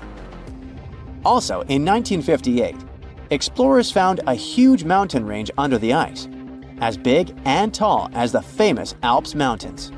The range stretched for about 745 miles with peaks as high as 1.7 miles. And all this magnificence is buried under tons of ice. Who knows what else we might find there? Antarctica holds about 60% of our entire planet's fresh water, which means it would be pretty bad if it melted. For example, there's this Doomsday Glacier, officially known as Thwaites Glacier. It's a huge ice formation, about the size of Florida, and it's melting right now. Every year, the sea levels rise by 4% because of it. If this guy melts away completely, the sea levels all around the world will increase by 2 feet, which might not sound like a lot, but it would be catastrophic for coastal areas. Luckily, researchers have found that even if its ice shelf were to collapse in the next 50 years, the glacier itself wouldn't retreat as quickly as they feared. It's still losing ice rapidly, but it would be quite a slow process. So what comes to your mind when you hear the word Antarctica? Most likely, cold, snow, ice, and penguins. Yet, this is one of the least explored regions in the world that hides many strange and unique things. Check them out. You don't have to go to Antarctica to see this weird thing. All you need to do is open Google Earth and move to one of the southernmost islands of Antarctica, King George Island. Recently, internet users have noticed a large and pretty strange cave entrance there. Where does this wide, dark passage lead? People started making suggestions. It's the entrance to a secret base or some laboratory. This is the part of the spaceship that crashed there thousands of years ago. This is the door to the ancient city of Antarctica. Perhaps there's a giant rock mountain with an ancient cave beneath all this snow and ice. Well, there's some ideas. Users have calculated the approximate dimensions of this cave. It might be about 74 feet high and 250 feet wide. You could hide a Boeing passenger jet in there. Nature probably created this entrance. This is a logical explanation, but there are two strange factors. First, take a look at the foot of the mountain. It seems that there are steps there. They're dark in color, as if they're made of stone. And if you look closely, you can notice something similar to human footprints. Has anyone entered this cave? Or maybe someone is still living there now. The second oddity is the disappearance of the mysterious finding. For the first time, people noticed it in a Google Maps snap in 2007. Then the entrance disappeared. Then it reappeared a few years later. After that, it vanished. And in 2022, people saw it again. Perhaps old snow melts, a new layer falls, and then the wind blows it away and the cycle repeats. But the alleged steps leading deep into the cave make one doubt the natural origin of this tunnel. You can easily find the coordinates on the internet and visit the cave via Google Earth. You might see something there and tell the world. There's another strange thing people discovered with the help of Google Earth.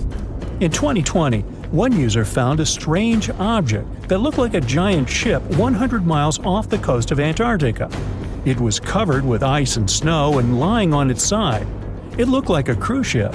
You could notice the windows, the deck, and the bridge. But not all people agreed with this. Some claimed it was a spaceship. Others said it was some kind of secret building. The user who first noticed the ship stated that its size was about 400 feet, which is the perfect length for a passenger vessel. But what is this ship doing in such a remote place in the middle of a glacier? How did it get here? Who was its captain?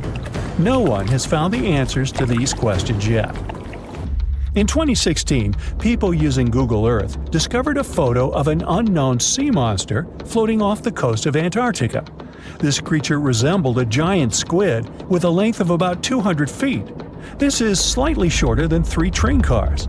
Just imagine this kraken swimming in Antarctica's dark, icy waters and dragging to the bottom everything it meets on its way. Maybe it's the great and terrible Chulu, or one of its offspring. You will quickly notice this blood-red waterfall among Antarctica's endless, dazzling white landscapes. Don't worry, it's not blood. For many centuries, the waterfall has been painting snow in a bright red color. The stream flows straight out of a white iceberg. Let's look inside and find out what's happening there. Millions of years ago, there was a small crystal-clear pond, but then a glacier formed around it. A thick layer of ice and snow blocked sunlight, heat, and oxygen access. For millennia, the reservoir remained in this cold vacuum. But at one point, the water made a hole in the icy wall and broke out. When this salty water comes into contact with oxygen, it immediately turns scarlet or rusty. Antarctica is the only place where you can find such a unique natural phenomenon. One of the driest places on Earth is located in Antarctica.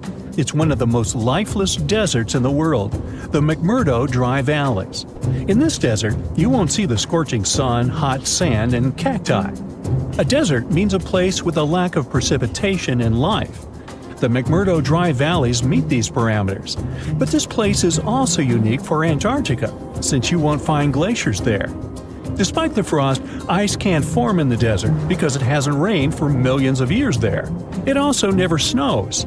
A strong wind coming from the mountains reaches speeds up to 200 miles per hour.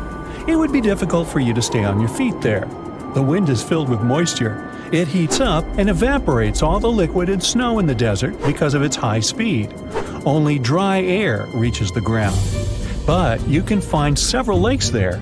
They don't freeze, only thanks to the high concentration of salt. The water is so salty that large life forms can't develop there. But scientists have found microscopic organisms near the lakes. 20 million years ago, Antarctica was filled with swamps, trees, and swarming with insects and animals. But now, it resembles the surface of Mars, literally. Scientists and astronauts are exploring such regions as the McMurdo Dry Valleys, since the natural conditions there are similar to those on the Red Planet.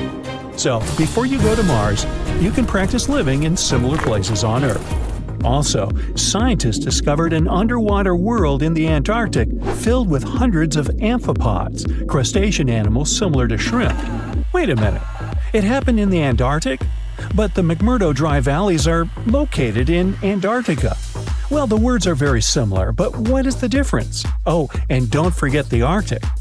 The Antarctic is the region in the southernmost part of Earth that houses the continent of Antarctica, and the Arctic is another land altogether. They have the same natural conditions, frost, ice, and snow, but they're located in different parts of the planet. The Arctic is at the North Pole, Antarctica is at the South Pole. Now, back to the discovery. Scientists put forward theories that the ice of the Antarctic hides a vast network of freshwater rivers and lakes. And in 2022, they found a new ecosystem. Researchers explored the Antarctic Ross Ice Shelf and its underwater rivers. This is a massive piece of ice floating in the ocean. A team from New Zealand used a special drilling rig equipped with a hot water supply to drill a hole 1,640 feet deep. That's more than the height of the Empire State Building. Then, they lowered some video cameras and saw thousands of crustaceans swimming in different directions. So it seems they're very unorganized. In the waters of the Antarctic, you can also meet some of the scariest creatures on the planet. These are sea spiders. They got this name because they resemble land spiders, but they're actually a species of marine arthropods. And unlike land spiders, those in the ocean are much larger. They look like 8 strong legs without a body. One such spider can be a dinner plate in width. Some of them have no eyes and have proboscises instead of jaws. Sea spiders are poorly studied because they live in deep, cold waters. Antarctica hides many little-known animals. There are long tunnels in its glaciers leading to scary darkness. On this cold continent, people have found the remains of giant dinosaurs and other ancient creatures, such as the ancestors of modern ducks. Many underground rivers and lakes hide unexplored wildlife. Even the ice here can be weird. Take a look at these striped icebergs. They have blue, black, green, and turquoise shapes. The color depends on the conditions of the water during freezing. For example, green lines appear because of algae, blue ones form when the water freezes too quickly. Okay, I'm freezing. Time to go thaw somewhere warmer. Hawaii. Yeah. Oh boy. Scientists predict a volcanic eruption that is likely to be one of the most destructive in the history of our species. There's a 1 in 6 chance of it happening in this century, and it could seriously change the climate even more and put millions of lives in danger. Back in January 2022, the Hunga Tonga Hunga Ha'apai volcano erupted in the South Pacific Ocean, creating a huge explosion. It sent tsunamis all the way to Japan, North America, and South America. Tonga itself was hit hard, with damage costing nearly 20% of the country's entire economy. Now, researchers at the Niels Bohr Institute in Copenhagen have studied ice samples from Greenland and Antarctica, and their findings are worrying, predicting potential global volcanic disaster.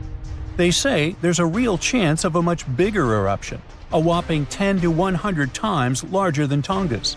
In the past, eruptions this size used to change the climate and even cause civilizations to collapse. Despite future volcanic eruption risks, experts say the world isn't prepared at all. Michael Cassidy, a volcanologist from the University of Birmingham, warns that no sufficient effort is made to handle a disaster like this. He says that NASA and other space agencies spend billions on asteroid defense. At the same time, a volcanic supereruption is way more likely than an asteroid impact. And right now, there's no global plan for dealing with a massive eruption, even though it's likely to be far more destructive. The last magnitude 7 eruption happened in 1815 at Mount Tambora in Indonesia. Then, thousands of people lost their lives in just a few days. The disaster also disrupted weather and caused food shortages worldwide, affecting millions. That eruption was the biggest in recorded history. It blasted a massive cloud of particles into the sky. Those particles blocked sunlight, cooled the planet, and caused worldwide chaos. The year after the eruption became known as the Year Without a Summer. Temperatures plummeted, crops failed, famine spread, and a cholera pandemic broke out, leading to tens of thousands of lost lives. A shocking fact, the eruption may have even inspired Mary Shelley to write Frankenstein while stuck indoors during the unusually cold summer of 1816 in Switzerland. Now, since then, many volcanoes have erupted, but none have matched Tambora's scale. Now, over 200 years later, scientists warn that there's a new supervolcano threat. Another massive eruption could be on the way, and the world might not be ready for it.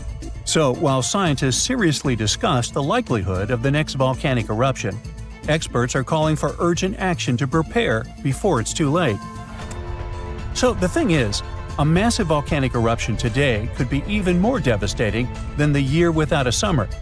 Unlike back then, we're already dealing with all kinds of weather changes and a more fragile global system, which could make the effects even worse. Dr. Michael Rampino, a geological scientist, warns that the world is more unstable now, and it means that a modern-day mega-eruption could have even more severe consequences. But this time, greenhouse gases from fossil fuels may make the aftermath of such an eruption even colder instead of warmer. So we're talking about volcanic activity endangering humanity. Dr. Thomas Aubrey, a volcanologist, found that in a hotter, more turbulent atmosphere, the sulfur dioxide gas released by a volcanic eruption would spread faster and farther than in the past. This gas forms sulfate aerosols, which reflect sunlight and cause global cooling. Because these tiny particles would be more evenly distributed, they'd have a stronger cooling effect than in 1815. Another atmospheric scientist at Cambridge explains that the size of these airborne particles matters. It affects how they absorb sunlight, and in a future warmer climate, an eruption could make the surface cooling stronger by 15%. At the same time, there are still many unknowns. Scientists from the University of Geneva say that we're only beginning to understand the full impacts of such an event. It's also difficult to precisely estimate future volcanic eruption risks, since we have very little data on older eruptions. So, to understand past volcanic activity, researchers analyze ice cores from Greenland and Antarctica, as well as ancient tree rings. Those act as historical records of weather changes. These measurements suggest that several eruptions in the past few thousand years temporarily cooled the planet by about 2 to 2.5 degrees Fahrenheit. One of the most catastrophic examples is the 1257 Somalis eruption in Indonesia, which was so powerful that it likely triggered the Little Ice Age. It was a period of global cooling that lasted for hundreds of years. More recently, the 1991 Mount Pinatubo eruption in the Philippines slightly cooled Earth for a few years. Because this eruption happened in the satellite era, scientists were able to measure exactly how much sulfur dioxide was released and how it affected the atmosphere. But even with modern tools like satellites and seismic instruments, scientists still have difficult times forecasting the next big volcanic eruption. Luckily, even though we can't predict the exact timing, we can study worst-case scenarios to help authorities prepare. This includes creating evacuation plans and stockpiling food in case of global crop failures caused by volcanic cooling. The changes in weather patterns might make volcanoes more active. Melting glaciers can reduce pressure on underground magma, which will increase the chances of an eruption. Plus, more extreme rainfall, which is becoming more and more common, can seep into volcanic cracks and cause powerful steam-driven explosions. It can affect both active and dormant volcanoes. Because of these risks, researchers are now mapping volcanoes that are the most vulnerable to climate change. Their studies show that the highest supervolcano threat comes from such areas as Iceland, Chile, and Indonesia. Those are places where glaciers are melting quickly or rainfall is increasing dramatically. A 2022 study found that 716 volcanoes worldwide, that's about 58% of all known active above-ground volcanoes, could be triggered by extreme rainfall, increasing the likelihood of another mini ice age. Now let's get back to that Hunga Tonga Hunga Ha'apai eruption that occurred on January 15, 2022. Scientists have confirmed that it created the highest plume ever recorded. The volcano, located underwater in the South Pacific, sent an ash cloud 187,000 feet high. That's higher than any previously recorded eruption. What makes this eruption even more remarkable is that it was the first to ever reach the mesosphere. It's the third layer of Earth's atmosphere. The mesosphere begins at about 160,000 feet above Earth, where meteors start burning up and creating shooting stars. To measure the plume's height, researchers from the University of Oxford and RAL Space used data from 3 geostationary weather satellites. Before this, the record for the highest volcanic plume was held by Mount Pinatubo's 1991 eruption in the Philippines, which reached 131,000 feet high. Interestingly, this kind of measurement was only possible thanks to modern satellite technology, and a decade ago, no one would have been able to do this. Another volcano we should mention in relation to a potential global volcanic disaster is located on Iceland's Reykjanes Peninsula. Its latest eruption happened in November of 2024, leading to evacuations in nearby areas. The eruption began just after 11 p.m. with little warning. The volcano released orange lava from a nearly 2-mile-long fissure. Authorities ordered evacuations for about 50 homes and guests staying at the Blue Lagoon Spa Resort, a popular tourist destination southwest of Reykjavik. While air travel was not affected, officials still warned of potentially dangerous gas emissions spreading across parts of the peninsula, including the nearby town of Grindavik. Grindavik, home to 3,800 residents, has repeatedly witnessed volcanic activity, and past eruptions even damaged its infrastructure and forced evacuations. For example, in August 2024, a 2.5-mile-long crack opened at the Sunthunkangigar crater near Grindavik. It led authorities declaring a state of emergency as lava flowed in multiple directions. Fortunately, Iceland's meteorological office reported that the latest eruption was significantly smaller than the one in August. Geophysics experts conducted aerial surveys and figured out that the situation appeared less intense than the previous eruptions. These days, Grindavik is not at risk, but the possibility of further developments cannot be ruled out. Scientists predict more volcanic eruptions. Frankenstein, unreasonably cold weather, and tons of lava. What do these things have in common? They all trace their origins back to Mount Tambora. This volcano in Indonesia had such a massive impact that the aftermath could be felt in Switzerland even a year later. And these spots are thousands of miles apart. Soon, we might be facing something similar again. Stick around, because I'm about to reveal the exact spot where the next eruption is expected to happen in 2025. Back in 1815, Mount Tambora erupted with unprecedented force, sending a colossal cloud of fine particles into the atmosphere.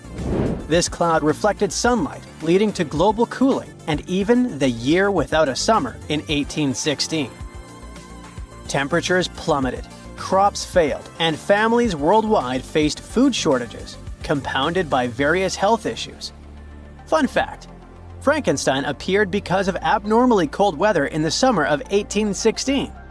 The author got stuck indoors in Switzerland and wrote this story to pass the time. But that is the only positive aftermath. In England and Ireland, people struggled to find food. The crops were too bad that year, and this year without summer cost them lives, all because of the eruption in Indonesia. While many other volcanoes have erupted since then, none have had consequences as dramatic as Tambora.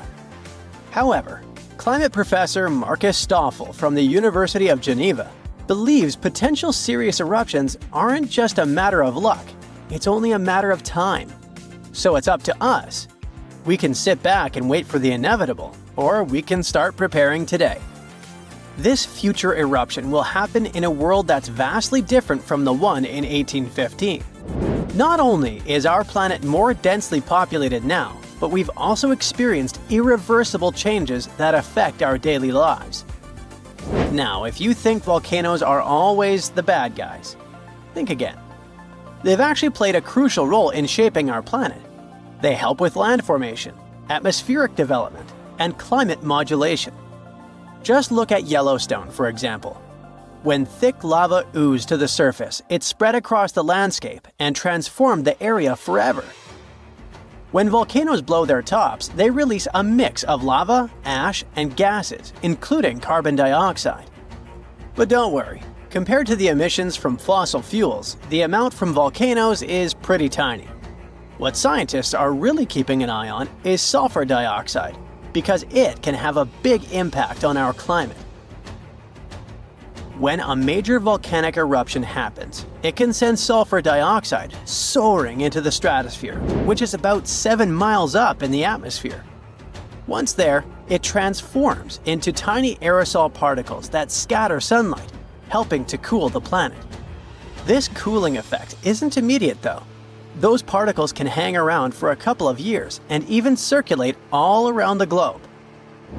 Nowadays, we've got special equipment to monitor sulfur dioxide emissions from space. Take Mount Pinatubo in the Philippines. During its eruption in 1991, it released around 15 million tons of sulfur dioxide. Now, while that's a lot, it wasn't quite as massive as the eruption of Tambora. Still, Pinatubo managed to lower global temperatures by about 0.5 degrees Celsius for several years. Tambora, on the other hand, dropped average global temperatures by about 1 degree Fahrenheit. I know what you might be thinking. That's not much, but trust me, it makes a difference. If the planet warms up by just 1 degree Fahrenheit, it could really mess with sea levels. Experts think we might see a rise of up to 8 inches by the end of this century. This could wipe out a lot of farmland and coastal habitats, which would be a huge blow to many communities. So maybe a volcano eruption that can cool off the planet is like a natural mechanism helping us out? Not exactly. While it does cool the planet off, don't get tricked into thinking it's the kind of coolness our planet needs. Such temperature shifts can severely mess up with the crops, like they did in 1816. There's also evidence that major eruptions can disrupt rainfall patterns, leading to drier conditions in monsoon regions across Africa and Asia. You see, the summer monsoon relies on the temperature difference between land and ocean, which can be altered by volcanic activity. Interestingly, a warmer climate may enhance the cooling effects of volcanic eruptions. Experts explain that the formation and movement of aerosol particles depend on climate conditions. As global temperatures rise, faster air circulation can lead to smaller aerosol particles, which are more effective at scattering sunlight and thereby intensifying the cooling effect. Oceans also contribute to this dynamic. A warming ocean surface creates a stratified layer, hindering the mixing of warm and cold water, which could mean that volcanic eruptions primarily cool the upper ocean layer and the atmosphere above it, according to Stoffel.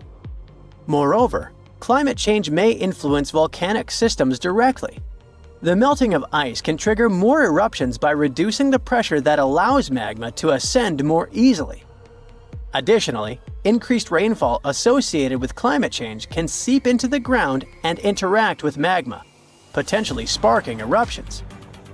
While the prospect of a cooling period due to a volcanic eruption might seem beneficial amid climate change, scientists warn that the effects could be dire. The immediate consequences could be severe, particularly for the estimated 800 million individuals residing near active volcanoes. A major eruption could devastate entire cities. For example, Campi Flegrei, located near Naples, Italy, is showing signs of increased activity and threatens the lives of about 1 million people. Now, if you're from Oregon, beware, as experts say this state might experience volcano eruptions. Are you scared? Don't be. It's actually not as scary as it seems. Let me explain why. There are more than 80 volcanoes in Oregon, but we're not interested in a single one of them because it's an underwater volcano that is likely to erupt in 2025. Axial Seamount is the most active volcano in the Pacific Northwest, yet it remains largely unknown to the public due to its location approximately 300 miles offshore and nearly a mile beneath the ocean surface. While its upcoming eruption is expected to pose no threat of a tsunami or significant land-based earthquakes because of its depth and distance from the Cascadia Fault, the data gathered from studying its eruptions can enhance our monitoring of potentially more hazardous volcanoes. Let's call it a friendly eruption, shall we? In reality, predicting eruptions is a complex endeavor. We often encounter alarming headlines, such as, "Yellowstone is about to erupt." Should we take these claims seriously? Not really. Yes, Yellowstone sits atop an active supervolcano that has experienced 3 major explosive eruptions in the past 2.1 million years. The last eruption occurred approximately 70,000 years ago, with the most significant explosion taking place around 631,000 years ago, forming the massive Yellowstone caldera. Naturally, many people are curious about whether Yellowstone will erupt again and when that might happen. Fortunately, scientists are employing new techniques to delve into these questions. A recent study suggests that Yellowstone is unlikely to experience another major eruption anytime soon. The reason is that the magma beneath the park is divided into a network of separate chambers. While there is a substantial amount of magma present, it's not sufficiently interconnected to support an eruption. Previous studies proposed that the existence of a massive layer of magma beneath Yellowstone, but these latest findings change that notion. To gain a clearer understanding of the subterranean dynamics, researchers utilized a technique called magnetotellurics, which employs Earth's natural electromagnetic fields rather than seismic waves. Since magma is a good conductor of electricity, this method is particularly effective for mapping molten rock and comprehending underground activity in volcanically active regions. By using magnetotellurics, scientists created a detailed map of the magma under Yellowstone, enabling them to make more informed predictions about future eruptions. But what will happen if an eruption similar to Mount Tambora occurs? By and large, there will be huge climate chaos. Yeah, the best scientists are looking for the solution should it really happen, but they don't have it yet. So technically, we're not ready for the second Mount Tambora. But for now, we're pretty much safe. No major eruptions are predicted. Whew! These ominous rumbling sounds, the ground shaking under your feet. Wait a minute, that's my tummy. Or it might be Washington State's Mount Adams waking up. It's the largest volcano in the state by both area and volume, and it's recently started to show signs of life after staying silent for thousands of years. Scientists have noticed an alarming uptick in seismic activity around the mountain. And since the last eruption here happened between 3,800 and 7,600 years ago, humanity was still in the Stone Age at that time. This sudden chattiness has scientists, let's say, curious. The U.S. Geological Survey has hurriedly installed temporary seismic stations around Mount Adams to keep an eye on the situation. At the same time, they reassure the public there's no need to panic. Mount Adams doesn't reach the height of the better-known Mount Rainier, and still it covers a massive area, making it Washington's largest active volcano. Interestingly, records show that before September of this year, Mount Adams had experienced an average of just one small earthquake every 2 to 3 years since 1982. And then, the Cascades Volcano Observatory and the Pacific Northwest Seismic Network detected a staggering 6 earthquakes in just 1 month, September. These quakes were all rather tiny, with magnitudes ranging between 0.9 and 2 on the Richter scale. It means they were so weak you wouldn't feel them at the surface. Plus, satellite imagery confirmed there was no ground deformation in the area. Now, at the moment, the USGS keeps Mount Adams' alert level at green or normal, so we shouldn't worry about the ground opening and swallowing towns and cities. But the most recent seismic blips have encouraged the agency to install additional equipment for more precise monitoring. Such an expanded network will help scientists notice even the smallest earthquakes, which will help them understand what's happening under Mount Adams. This extra equipment might also shed light on whether this recent activity is a signal of future eruptions or just a random anomaly. If Mount Adams eventually erupted, it would likely produce slow-moving lava flows rather than explosive eruptions like Mount St. Helens. After all, past eruptions have only led to lava flows that travel just a few miles from the volcano, so that's not what we'd need to worry about. A much more dangerous thing would be lahars. These are mud flows that can happen when volcanic ash, rock, and melted ice mix during eruptions. Lahars have occurred near Mount Adams without even eruptions. Rock, weakened by hydrothermal processes at the volcano's summit, suddenly broke loose, creating fast-moving, destructive mud flows. Exactly for this reason, the USGS categorizes Mount Adams as a high-threat volcano. While it doesn't erupt frequently, it still poses serious risks to nearby settlements. Another volcano we should carefully watch is Katla in Iceland. It's one of the country's most powerful and dangerous volcanoes. It last erupted over a century ago in 1918, but if it erupts again, it could be 10 times as powerful as another Icelandic volcano whose name I can't pronounce. See? That one erupted in 2010, completely disrupting air travel all over Europe. An eruption of Katla could release large amounts of sulfur dioxide, which could form sulfate aerosols in the atmosphere. Such aerosols reflect sunlight, which could even cause temporary global cooling. This phenomenon often followed catastrophic volcanic eruptions in the past. Although eruptions are common in Iceland, Katla's ash cloud would likely shoot higher into the sky and cover larger areas of Europe than that other one did. It would ground flights and negatively affect economies. If Katla erupted, it would also harm agriculture, water supplies, and air quality.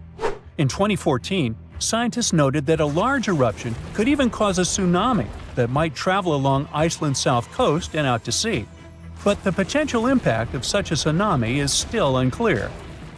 Katla tends to erupt on a regular schedule every 40 to 80 years, which means that another eruption is statistically very likely soon. That's why Katla remains under close scientific observation.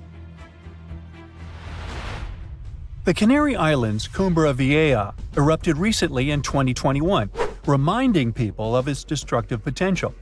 The lava flow from this eruption was devastating. It covered whole neighborhoods and flowed into the ocean, destroying more than 3,000 homes. Thousands of people had to be evacuated. But the craziest thing? Even though the damage was significant, scientists believe it could have been far worse.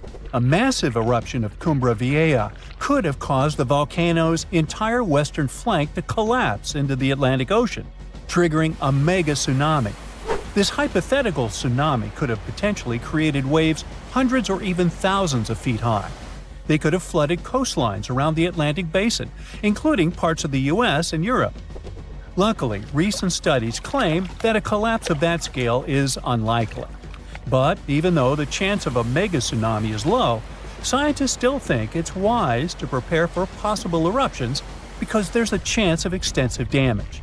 The lava flows that occur at this volcano tend to be extensive and dangerous to both human life and the infrastructure on the island. If you decide to travel to Ecuador, you should be wary of Cotopaxi, one of the most active volcanoes in this country. It's been rumbling with minor eruptions since 2022. While these eruptions have been relatively small, Cotopaxi has a great potential for a major eruption, and it has scientists on high alert.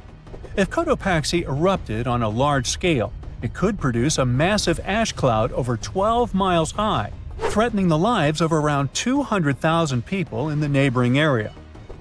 A serious danger is Cotopaxi's snow-capped summit. It would melt super rapidly in a major eruption. It could lead to destructive floods and landslides that would flow down the mountain and potentially reach populated areas. This combination of volcanic activity and glacial floods makes Cotopaxi a high-risk volcano. A powerful eruption could occur soon, or it could be years or even decades away. But monitoring efforts are in place to catch any warning signs. The next volcano we should watch out for is already infamous, Mount Vesuvius. Its catastrophic eruption in 79 CE destroyed the Roman cities of Pompeii and Herculaneum. Its last eruption occurred in 1944, but Vesuvius remains highly active and poses a great risk to nearby Naples, one of Italy's largest cities. A large eruption would threaten over 3 million people. Many of them live in the vicinity or even directly on the slopes of the volcano. If Vesuvius erupted, it would be an explosive event, with ash, rocks, and volcanic gas ejected at extremely high speeds. And even though such a destructive event isn't expected for a few hundred years, Vesuvius remains one of the world's most closely watched volcanoes. After all, it has a real potential to cause catastrophic damage in a densely populated area. Then we have Popocatépetl, often called El Popo. It's one of North America's tallest active volcanoes, which lies about 40 miles from Mexico City. Exactly this proximity to a metropolitan area with a population of 22 million people makes Popocatépetl especially hazardous. A large eruption could send a massive ash cloud over Mexico City, causing widespread disruptions. Ash could clog the city's drainage systems, contaminate water supplies, and even cause power outages by short-circuiting electrical systems. Plus, lahars could rush down the volcano, reaching nearby towns. Popocatépetl has been showing near-constant seismic activity since the early 2000s, and smaller eruptions are pretty common here. In early 2024, there were 13 recorded minor eruptions, which alarmed nearby towns. At the same time, volcanologists consider such eruptions normal for Popocatépetl. While talking about super dangerous volcanoes, we can't skip Yellowstone National Park. It houses one of the world's largest supervolcanoes. Its last massive eruption occurred about 640,000 years ago. But if this monster were to erupt today, the impact would be much more devastating for the entire planet.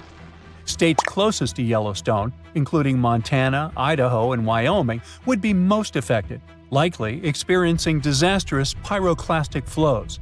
These flows, which are made of a dangerous mix of lava, ash, and gases, can obliterate everything in their path.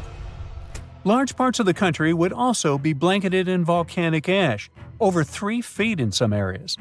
On a global scale, an eruption at Yellowstone would send tons of ash and gases into the stratosphere, potentially blocking sunlight and causing global temperatures to drop for a few years. This would disrupt agriculture, collapse transportation systems, and create food shortages on a massive scale. Still, even though there's a popular myth that Yellowstone is overdue for an eruption, geologists clarify that this isn't true. Volcanoes don't follow precise timetables, and the activity at Yellowstone doesn't indicate an imminent eruption. So yeah, that's good news. Imagine standing in the middle of Europe 40,000 years ago. The landscape is rough, cold and unforgiving. Fast food is scarce, and there's no internet. Suddenly, from out of the woods steps a figure, stocky, strong, and with a face that is quite unusual. This human looks similar to us, but something about them is different. Their brow is heavy, their nose is broad, and their body seems to be built to fight nature itself. Well, congrats! You've just met a Neanderthal. You might have thought that Neanderthals were basically ancient humans, but that's not really true. We come from the same genus called Homo, but we, all modern humans, belong to one same species called Homo sapiens. However, there used to be lots of human species before, and Homo neanderthalensis was just one of them. And they actually were kind of cooler than us. So what in the world has happened to them? Neanderthals lived for a long time, for about 360,000 years, across Europe and parts of Asia. 40,000 years ago, the place we now call southern Italy was sitting on top of a huge disaster, a massive supervolcano called Campi Flegrei. This big boy is huge, about 9 miles wide. That's about 10 to 20 minutes in a car to get across it all. But there were no cars then, remember? At the time, it was quiet for a while, but one day, suddenly, it blew in what became one of the biggest volcanic eruptions Europe had seen in 200,000 years. The catastrophe was so crazy that ash, gases, and debris altered the climate across the entire continent. What comes next is usually called a volcanic winter. Average temperatures drop, the sky gets darker, and life becomes even harsher than it already is. The eruption, known as the Campanian Ingumbrite, caused Europe to cool by as much as 7 degrees Fahrenheit. Doesn't sound like much? Well, the drop of even 1 degree would cause winters to become harsher, causing horrible snowfall, rains, and floods. Crops would struggle to grow, leading to food shortages. The weather would go wild, too, with storms and droughts. Hey, kind of like now. Except multiply this by 7. Events like these caused some huge chaos in modern times. You can imagine what it did to the Neanderthals. But in reality, a simple volcanic eruption shouldn't destroy an entire species, right? Well, yes. The truth is, the Neanderthals were already hanging by a thread back then, and all because of us. They've been in a tough spot for a while. They lived in places that are now parts of Europe, Western Asia, and the Middle East. Modern humans, us Homo sapiens, entered Europe and were giving them some serious competition for food and shelter. Homo sapiens were sneaky dudes, better at finding food, easily adapting to different environments, and using more advanced tools. We were pushing Neanderthals out, trying to get the same resources. We literally made their extinction a slow and very unpleasant process. So, while the volcano definitely made things worse, it wasn't their only problem, and they didn't completely disappear after the eruption. Some of them hung on in isolated places, like Gibraltar, for another 12,000 years. That's because it's likely most of the severe cooling actually happened farther east, away from where the Neanderthals were trying to survive, and it didn't hit their homes as hard as we thought. In fact, the eruption may have even helped them, at least for a while. Some scientists say that the volcanic fallout might have slowed down modern humans' expansion into Neanderthal territory and gave the poor fellas a little more time to survive. So, the Campi Flegrei eruption was a nasty event, but it only delayed the inevitable. Campi Flegrei is a wild card. It's also known as the Fields of Fire. The air itself there is thick with legend. The Greeks and Romans believed this volcano was the gateway to the underworld. Even an ancient Roman poet, Virgil, mentioned this in his famous story, the Aeneid. The hero Aeneas must descend into the underworld, and this place is exactly where he starts. Back in the day, this landscape was full of Roman villas, spas, and fish ponds. The elite had the time of their lives there. What they didn't know, though, was that they were standing on treacherous ground that could go crazy at any moment. The Campi Flegrei is not your typical volcano. You'd imagine a single towering peak, but the landscape looks deceivingly calm, with small features popping up here and there. But if you flew above it, the sight would be insane. A gigantic circular basin, peppered with volcanic cones and craters, like scars from the Earth's violent past. The danger here lies in its subtlety. The ground beneath your feet is constantly shifting, even when you don't notice it. Every so often, the land rises, only to sink again, sometimes by several feet, as magma or gas moves beneath the surface. It's incredibly creepy. The risk is almost invisible. The Campi Flegrei is a massive depression formed by two colossal volcanic eruptions. One of them was the one that cooked Neanderthals, and another happened 15,000 years ago. The most famous eruption, though, happened in the 16th century, and it was horrifying. The year was 1538. For years, the people of Paswali had noticed something unsettling. Land that once sat below the waves was slowly rising. What was once the sea had become new ground. Rumblings from deep within the earth were terrifying, but had become a normal part of life. Earthquakes started in the early 1530s, small at first, but in just 8 years, they became the norm.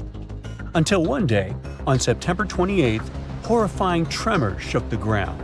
By the next evening, as the sun dipped below the horizon, a massive crack ripped open the earth near the ancient Roman town of Trippergoli. From this gash spewed fire, smoke, and a rain of volcanic ash miles away.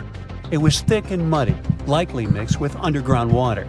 The ground trembled as hot pumice rock was thrown high into the air. And then a new mountain began to rise from the land. This was the birth of what we now call Monte Nuovo. Eventually, things seemed to calm down, as if the earth was catching its breath. For days, things seemed quiet. Locals relaxed a bit. They began to approach the new mysterious volcano, a crater with something that resembled boiling within it. People visited it like a new attraction. But then, just days later, the disaster struck again.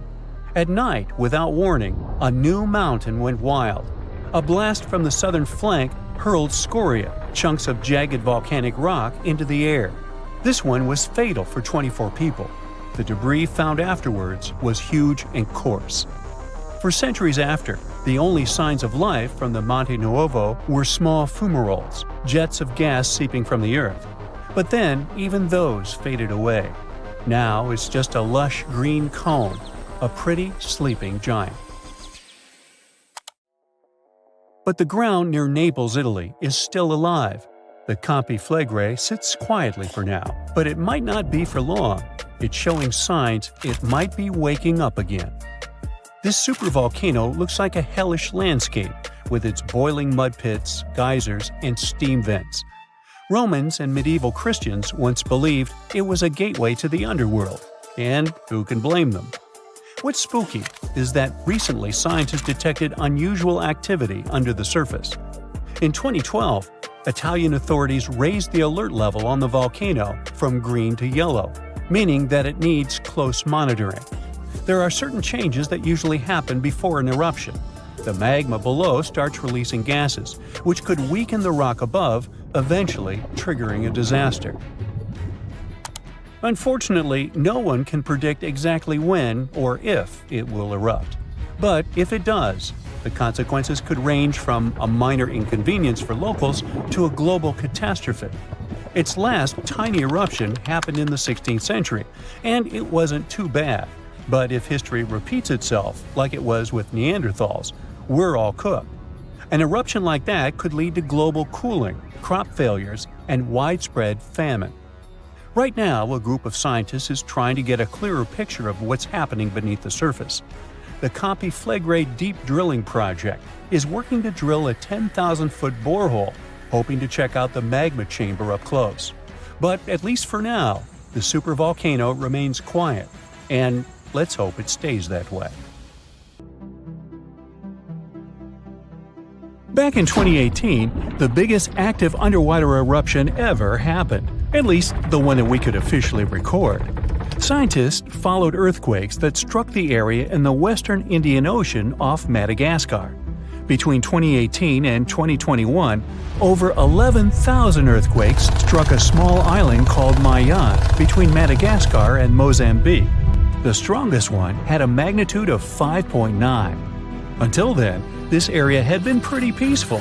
There had only been 2 earthquakes recorded over 50 years. Along with regular earthquakes, there were also some unusual seismic hums, like earthquakes at pretty low frequencies, forming deep underground. People couldn't feel those hums at the surface, but researchers around the world discovered them and realized they were related to volcanic activity no one actually noticed coming. Something strange happened. That underwater eruption created a giant skyscraper-sized volcano. This new underwater volcano turned out to be around 1.5 times the height of One World Trade Center in New York, and almost 10 times bigger than the Statue of Liberty. The area where it appeared had been explored in 2014, but it was almost flat, peaceful, and empty back then. Now, there is an actual volcano nearly 8,500 feet below sea level. The volcano gets its magma from a super profound reservoir located nearly 34 miles underground. It's the deepest reservoir of volcanic magma that we know about. The Earth has layers, and the middle one is kinda chunky. It's very much like peanut caramel filling many chocolates have. Research shows there are probably hunks of oceanic crust deep inside the Earth's liquid mantle. They're stuck there, creating large lumps in something that was supposed to be a smooth layer. Our planet has a rigid outer layer. It includes a hot upper mantle and cracked crust. The hot mantle moves and churns all the time, making the crust at the surface move too. This way, the oceanic crust dives into the depths and makes huge magma plumes go up toward the planet's surface. Scientists even found an ancient piece of the Pacific Ocean hundreds of miles underneath China.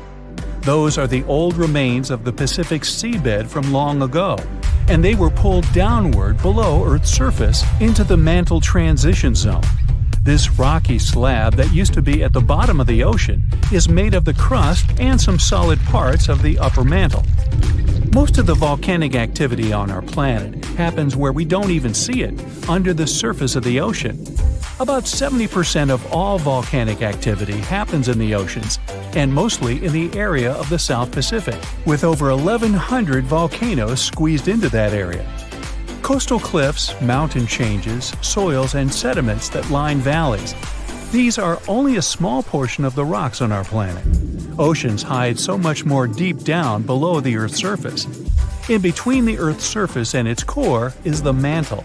It's a warm, thick layer of rock that moves and flows constantly. Some hundreds of miles below, there's a place where diamonds grow. As they form, they go through high temperatures and pressure, after which they eventually freeze.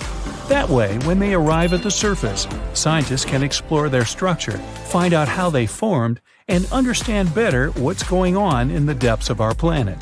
Thanks to diamonds, they realized the mantle was very wet, and it possibly contained much more water than all the oceans on Earth. Our planet is eating up its own oceans. As its tectonic plates move, dive, and go beneath one another, they drag huge amounts of water into the Earth's interior. The water beneath the surface of our planet can help with developing magma and lubricate faults, which actually makes earthquakes more likely to happen. Water is actually stored in the minerals. It gets incorporated into the planet's crust when new oceanic plates form. They go through the process of bending and cracking as they grind under other plates, and huge amounts of water then go deep into the crust and mantle. Scientists research an area that's 18 miles under the surface. They realize these zones pull 3 billion teragrams, which is more than 2 billion pounds.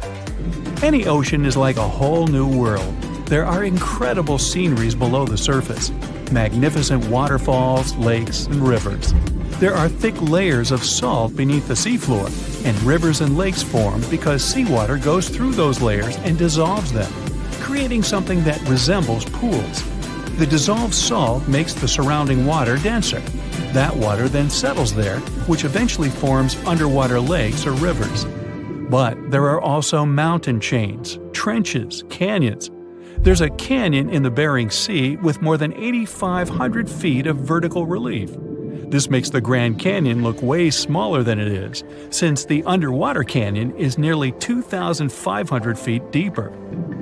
Deep parts of the ocean are really cold. The temperature of the water can be about 40 degrees, but at the bottom, water can get boiling hot. There are hydrothermal vents in the seafloor. Those are the hot springs located at the edges of tectonic plates. The water they release can reach a temperature of up to 750 degrees Fahrenheit. But the pressure at such depths is very intense. So intense, no human being can handle it. Still, it's the pressure that keeps the water from boiling. Ocean depth is on average 2.3 miles. Light waves can still enter at 3,280 feet, even though it's in a very small amount. So all the mysteries hidden below that point remain in total darkness. The actual illuminated part of the ocean goes until 600 feet. Even though the sun gives us light, most of our planet is dark all the time. It's all because of the oceans, covering over 70% of our planet. The loudest sound that came from an ocean, and of the loudest sounds ever recorded, came from an ice quake. It was so loud, researchers picked it up by sensors more than 3,000 miles away.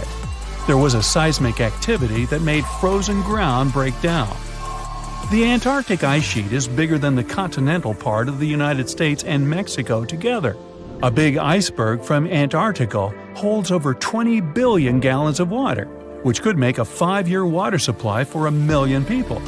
Humans can generally drink sea ice, although we can't drink sea water. As time goes by and the ice ages, the brine trapped between ice crystals drains out. That way, ice becomes fresh enough to consume it. If all the ice sheets and glaciers we have on the Earth melted at the same time, the sea level would rise another 260 feet, which is just a little shorter than the Statue of Liberty, the height of a 26-story building. Clams live long enough to tell us more about oceans past. Ancient mollusks can live for more than 500 years. To learn more about a tree, you can use its rings to see how old it is. To learn how old a mollusk is, you can examine its rings within the shell and tell. This is also how scientists get information about the ocean, climate, and whatsoever. Clams can help take a look at what happened about 1,000 years ago. The Earth doesn't have 4 but 5 oceans now. The new one, called the Southern Ocean, was officially recognized only a few months ago. It borders the Atlantic, Pacific, and Indian Oceans, so scientists couldn't agree if it's really a new ocean or just part of the colder regions of these 3. We don't only divide oceans on maps. Each has different conditions for unique marine species. For example, the Southern Ocean has leopard seals, orcas, minke whales, emperor penguins, and other animals that live in cold icy seas. It's also home to krill, small creatures that look like shrimp and are food for many bigger animals that live there. Life on our planet started about 3.5 billion years ago. I wasn't around then. It's still a mystery how and when exactly, but some theories say life could have first emerged in the depths of the ocean. A few years ago, scientists found microscopic tubes and filaments within rocks formed about 4 billion years ago. These rocks are fragments of ancient oceanic crust. Also, these tiny tubes and filaments are similar to microbes that can still be found on hydrothermal vents in deep parts of the ocean. The idea is these living cells found conditions to stay alive in tiny rocky pores inside the chimneys of those vents, and started the amazing adventure of the evolution of life on our planet. Rocks rolling down the slopes of a rumbling volcano, pushing other bigger rocks on their way, and eventually tumbling down into the ocean in a humongous cascade, causing a wave the height of which the world's never seen before. This is what might happen if the Helena slump of the Hawaiian Big Island falls off into the water. The Kilauea volcano is far from dormant. The latest eruption occurred in 2018. Its eruptions are usually accompanied by earthquakes of different magnitudes, and with each quake, the magma rocks on the slopes of the volcano shift down. These rock formations are called slumps, and the Helena slump is the most notorious of them all. In 1868, the shift of this slump caused a tidal wave rising as tall as 60 feet. But what's most troubling is that some 110,000 years ago, a landslide here led to one of the most powerful earthquakes ever, which in turn led to a mega tsunami of over 1,000 feet in height. Scientists are worried that such an event may repeat in the future. If that happens, the wave might engulf the whole of Hawaii and easily reach both North and South American coasts. Geologists are quick to reassure, though, that a landslide like this is unlikely to occur anytime soon. It's just too early for that. But when it finally does, the consequences will be catastrophic. Have a nice day! Yellowstone National Park in the western USA is world famous for its dazzling views, and especially the colorful Grand Prismatic Spring at its very heart. But we should all stay aware that Yellowstone is, first and foremost, an enormous caldera, basically a slumbering supervolcano. The difference between a regular volcano, like Kilauea from earlier, and a supervolcano is that the latter is thousands of times more powerful. Imagine an eruption spewing tons of huge rock and rivers of hot lava, pumping out clouds of ash that make countries stop air travel for weeks. And now multiply all of this by 1,000. This is what a Yellowstone eruption would look like. At first, a huge area in the middle of the national park would shake, crumble, and then blast upwards in a megaton explosion. Lava flows and magma rocks would cover the area of about 40 square miles, roughly half of Washington, D.C. But the greatest danger is the volcanic ash. The ashen plume would rise miles above and get carried by the wind in every direction. Since the eruption would be far from ordinary, the spread and damage would also be much greater than usual. The ash is thick and heavy, so it would cover a vast area in a blanket, destroying crops and even buildings. Worse still, it would spread in the air and block out the sun, leading to a drastic drop in temperature and an artificial winter. Even regular volcanoes can lower temperatures worldwide by a few degrees. A supervolcano may potentially cause a new ice age. Luckily, the chances of Yellowstone supervolcano erupting in the near future, or at all, are extremely low. There have been only 3 of those in the history of Earth, and there's no evidence such a disaster should repeat. Scientists estimate the probability at 0.00014%, which is lower than the chances of an asteroid wiping us all out. Speaking of which, if dinosaurs could talk, and were at least still alive for that matter, they'd tell you that asteroid threat is as real as it gets. Scientists at NASA say they've tracked 90% of all near-Earth asteroids of significant size, and none of them are a matter of any concern. But there are still the other 10% in the great unknown. What's more, asteroids can change their line of flight because of the pull of other celestial bodies and eventually turn our way. Lucky us! Now, if an asteroid big enough, like a mile across, hits the Earth, it will first cause an explosion powerful enough to erase a dozen big cities in a matter of seconds. Then the impact will raise a cloud of dust and debris that will block out the sun, just like the ash cloud from a volcano, and cause a centuries-long winter on the whole planet. But even if it falls into the ocean, which is more likely, a resulting wave will rise several miles high, washing coastal cities off the face of the planet. But at least there won't be a new ice age. Although scientists are pretty sure there's no such threat in the near future, it can't be ruled out completely, and humanity needs at least 5 years to prepare for this event. If a big near-Earth asteroid suddenly changes its course and turns right toward our planet, we won't stand a chance against it. Disaster movie, anyone? A much more probable calamity, though, rests right beneath our feet. It's the San Andreas Fault in California. The fault has been ready for rupture for years now, and scientists estimate that an earthquake along this line is likely to occur in the next 3 decades. And when it happens, it won't be nice. They expect a magnitude of 8.0, which is comparable to some of the most devastating quakes in history. It's all the more dangerous since California is home to some of the most populated cities in the western U.S., including Los Angeles and San Francisco. High-rise buildings are common there, and they're particularly vulnerable against underground shakes. The San Andreas earthquake might cause a whole lot of damage both to cities and countryside. In the worst-case scenario, the ground might break apart, destroying buildings, farms, and changing the landscape altogether. Still, scientists believe that the probability of such a quake is only 7% for the next 30 years. So there's a rather big chance, 93%, that we'll never see that in our lifetime. Yet, there's another earthquake hazard not so far away from the previous one: the megathrust in Chile. The country sits right above the subduction zone. an area where two tectonic plates meet and go one beneath the other. At the place of their meeting, stress is accumulated because of their continuous movement, and once that strain is too much, a major earthquake occurs. Chile has experienced a lot of quakes in the recent years, and scientists are worried those might be preparing the area for a really big one. They believe a great earthquake is due to happen before the end of the century, and it might be devastating to the coastal area. Even smaller quakes caused tsunamis that flooded the west coast, and a huge one like that is likely to raise a wave of incredible height. On the bright side, Chile now knows to prepare in advance for the coming natural disasters, and geologists are pretty sure people will be able to evacuate before the earthquake strikes. In September of 1859, astronomer Richard Carrington was looking at the sun and suddenly saw a bright flare on its surface. He made a note of it in his records, but only realized how important it was a couple of days later.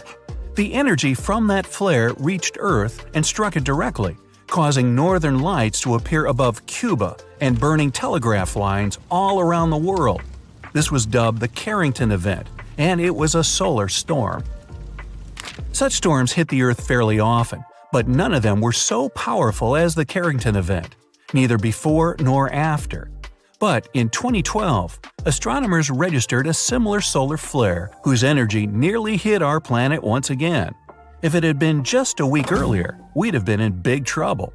Today, humanity relies on electricity in almost every aspect of life, and a powerful solar storm would mess with the electromagnetic field of Earth a lot.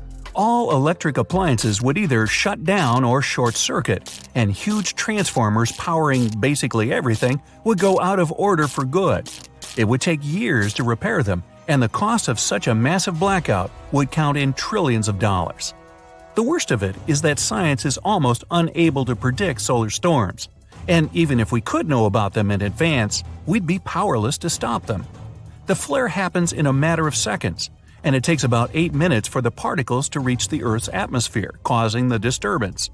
The power outage would come a bit later, in a day or so, when a massive cloud of plasma gets to our planet. At the moment, there's no protection against solar flares, and the chances of one powerful enough to cut all of our electricity in the next few years are quite high, about 12%.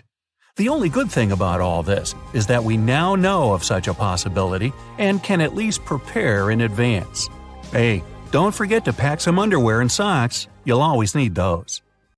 Phew, you can finally send that last report for the day and breathe out. The weekend is around the corner. But just when you're about to hit send, you're alarmed by the low rumbling under your desk. Is it the light rail passing by? Unfortunately, that's not the case. It's a volcano speaking. What, here? In Arizona? That's right, the ground keeps shifting under Arizona, reminding us that Earth is alive. No panic though, let's arm ourselves with some context. 20 American states have extinct, active, and dormant, currently sleeping, volcanoes. Among such states, you can find California, New Mexico, Nevada, Utah, and Colorado. On the bright side, Arizona's volcanoes are dormant at the moment, but it doesn't mean they won't go off in the near or not so near future. Now, how about traveling to Arizona to check the traces of its active volcanic past? They dot the desert landscapes of this state like spots dot a Dalmatian.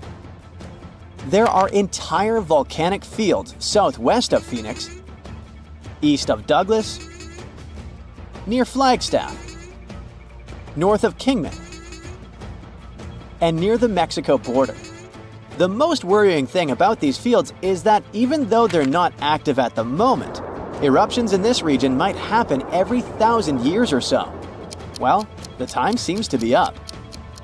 The last powerful and destructive volcanic eruption occurred around 1,000 years ago at the Sunset Crater. Oh, this place is worth paying more attention to. And we will, but a bit later. First, we have to talk about hotspots. No, not that place where you can surf the web. In our volcanic context, a hotspot is a place where insane amounts of heat melt the overlying crust, Earth's thin outer layer, and form volcanoes. This heat rises from the mantle, which is located between our planet's dense, superheated core and the crust. Want to see an example of this type of volcanism? Welcome to the Hawaiian Islands. The Big Island has its active volcanoes because, at the moment, it's situated on top of the Hawaiian hotspot. The older Hawaiian Islands were once there too, but later they drifted off towards the northwest. It happened because that's where the oceanic crust on top of which they sat, namely the Pacific Plate, moved. Now, look at the world's ocean basins. Yes, they're literally dotted with islands that sit on top of hotspots, like Hawaii, Iceland, Samoa, the Galapagos. Those are probably the most famous examples. But don't think that continents can't host hotspots. They can, but those are far less common. One of the most famous continental hotspots is, I bet you know it. Yep, the one beneath the Yellowstone caldera. By the way, the caldera is a vast volcanic crater, especially one formed as a result of a massive eruption that led to the collapse of the mouth of a volcano. The Yellowstone hotspot is basically the creator of Old Faithful and the rest of the hot springs and mud pots for which the national park is famous. Speaking of Old Faithful, let's make a small detour and pay more attention to this wonder of nature. It's one of the most well-known geysers in the world. People have been coming from all over the globe to see it for more than a century. The cool thing about this geyser is that the likes of it can only form under very specific conditions. That's why they're pretty rare. Magma under the surface superheats pockets of underground water. The pressure there keeps growing until it eventually pushes the water upward with immense strength. A certain volcanic rock with a high silica content lines the tunnel through which this water escapes. Basically, it creates a unique pipe that can withstand unbelievable pressure and heat created by the water erupting above the ground. Old Faithful was the very first named geyser in Yellowstone. If you come to visit it expecting the thing to erupt every hour on the hour, you're gonna be disappointed. On average, Old Faithful erupts every 91 minutes or so, which isn't that bad either. Plus, you can download a special app which will provide you with the approximate time of the next eruption. But be very careful while visiting and stay away from the site. The water erupting from the powerful geyser reaches 204 degrees Fahrenheit. The steam is even more scorching, up to 350 degrees Fahrenheit. It's hot enough to bake a cake. But let's get back to our volcanic hotspots. Scientists still don't clearly understand why there aren't many hotspot volcanoes on continental crust. One reason might be that the continental crust is much thicker than the oceanic crust, which is about 4 times as thick on average. Another reason could be that most of Earth's crust, about 2/3 of it, is oceanic. This means that there's less continental crust for hotspots to form under. Now, I bet those of you living in Arizona will appreciate the following info. We'll talk about a volcanic field right in the heart of this state, the San Francisco Volcanic Field. That's a massive area filled with over 600 volcanoes. Yes, they're mostly small, but it doesn't make them any less impressive. They're scattered across 1,800 square miles in northern Arizona, a giant territory. Interestingly, scientists are still debating about whether this volcanic field is actually sitting on top of a hotspot. But one thing they agree upon, the volcanoes in this area get younger as you move east. And this pattern matches up with the North American plate moving west over what could be a stationary hotspot beneath the surface of our planet. Cool, huh? The volcanic hullabaloo in that area started around 6 million years ago. So, in geological terms, it's relatively young. As for the most recent eruption, it happened less than 1,000 years ago. The Sunset Crater, which I mentioned before, the one near Flagstaff, is the most famous vent from that eruption. The Sinagua people had to leave their homes at Wupatki Pueblo because of the eruption. That site is now part of the Wupatki National Monument. There, you can see how people lived in this volcanic region many years ago. If you go to explore this area, you'll notice that most of the volcanoes there are basalt cinder cones, small and steep. The Colorado Plateau has quite dry weather conditions. That's why the volcanoes haven't worn down much. Some of the best examples of those cones, like this one, called the SP crater, still look like they appeared yesterday. But look around. It's not just cinder cones. The San Francisco volcanic field also has a stratovolcano, as well as some lava domes that formed from volcanic rocks with more silica than basalt you can find in places like Hawaii. It means they're thicker and don't flow as easily. Anyway, the stratovolcano is going to be one of the most epic sights you'll come across while exploring this volcanic field. Well, not the stratovolcano itself, but the San Francisco peaks, the remains of that giant formation. They stand tall at more than 12,600 feet. That's 4.5 Burj Khalifas placed on top of one another. It makes the peaks some of the biggest landmarks in northern Arizona. They're not only stunning, but also sacred to the Native American people who have lived in the area for many generations. Now, unlike those super active volcanoes in Hawaii, the San Francisco volcanic field takes its time, thousands of years between eruptions. But you shouldn't relax just yet. Geologists say another eruption is likely to happen one day. It will probably occur in the remote eastern part of the field, away from big towns. Phew! And if that next eruption is anything like the one that formed Sunset Crater, it would be quite the show. Lava fountains and rivers of lava flowing. At the same time, the next eruption might not happen for centuries, maybe even millennia. Until then, the San Francisco volcanic field will remain a hidden gem of volcanic history, waiting for its next fiery performance. If you've ever been to Yellowstone National Park, you were probably mesmerized by its geysers, which spew superheated water and steam high into the air. But an even more intriguing thing actually hides underground. I'm talking about that underfoot plumbing system that makes those grand eruptions possible. About that, there's good news. Recently, researchers have succeeded in mapping the national park's hydrothermal plumbing system with the help of a giant flying magnet. As a result, scientists have managed to document all these features in stunning detail. The thing is, Yellowstone houses the world's largest hydrothermal system. It contains over 10,000 features, like geysers, mud pots, hot springs, and steam vents. They're fed by a network of underground water pathways. Those get overheated by magma flowing underground.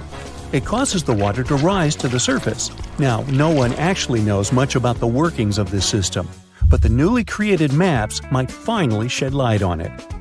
Experts explain that their knowledge of Yellowstone has a subsurface gap. That's why it's often called a mystery sandwich. Scientists know quite a lot about the features on the surface because they can observe them directly. And they know what's going on in the magmatic and tectonic system several miles below the surface. But they haven't figured out what's happening in the middle yet. So, I must tell you about that giant flying magnet used for research. It's known as SkyTem. It was attached to a helicopter and flown over Yellowstone several hundred times, scanning the ground below. The magnet is made up of an 82-foot wide charged wire loop. Its main task is to generate a strong electromagnetic field. And since different kinds of material, like water or rock, respond to this field differently, scientists managed to create a few subsurface maps for the first time ever. The mapping technique also allowed the researchers to differentiate between magma and bedrock, since they have a bit different magnetic properties. And the team got a chance to see how the magma and water interact and create those mind-blowing geological features on the surface. The team got high-resolution maps to a depth of around 500 and 2,300 feet, and low-resolution maps showing what's going on at a depth of up to 1.5 miles. At the same time, the researchers think that the hydrothermal system itself may stretch as far as 3 miles below the surface. If they're right, it means they've only mapped the top half of Yellowstone's plumbing system. Anyway, remember how I said that scientists know pretty much about the bottom part of the Yellowstone sandwich? They have such a good idea about the tectonic plates and deep fault lines because the park's frequent earthquakes provide them with a lot of opportunities to study different phenomena. In July 2021, for example, more than 1,000 earthquakes rocked the area. These days, the team of researchers knows much more about some famous features, like the Old Faithful Geyser or the Grand Prismatic Spring. They've also found out that individual hydrothermal features on the surface can actually be connected to others, which can be as far as 6 miles away from them. Another interesting discovery is that even though Yellowstone geysers and hot springs vary in size, shape, color, volatility, and chemical composition, they are mostly fed by very similar underground sources. That means that the difference between the features appears closer to the surface. Now, I'm sure you've seen the iconic image of Yellowstone with a large rainbow-colored spring, fiery orange at its edges. So what makes these hot springs so colorful? Surprisingly, these awesome hues come from microscopic creatures. The temperatures in the springs are so high they can easily and quickly cook you.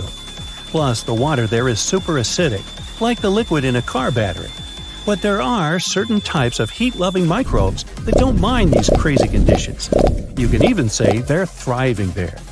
So every ring of a different color is, in most cases, a ring inhabited by different bacteria.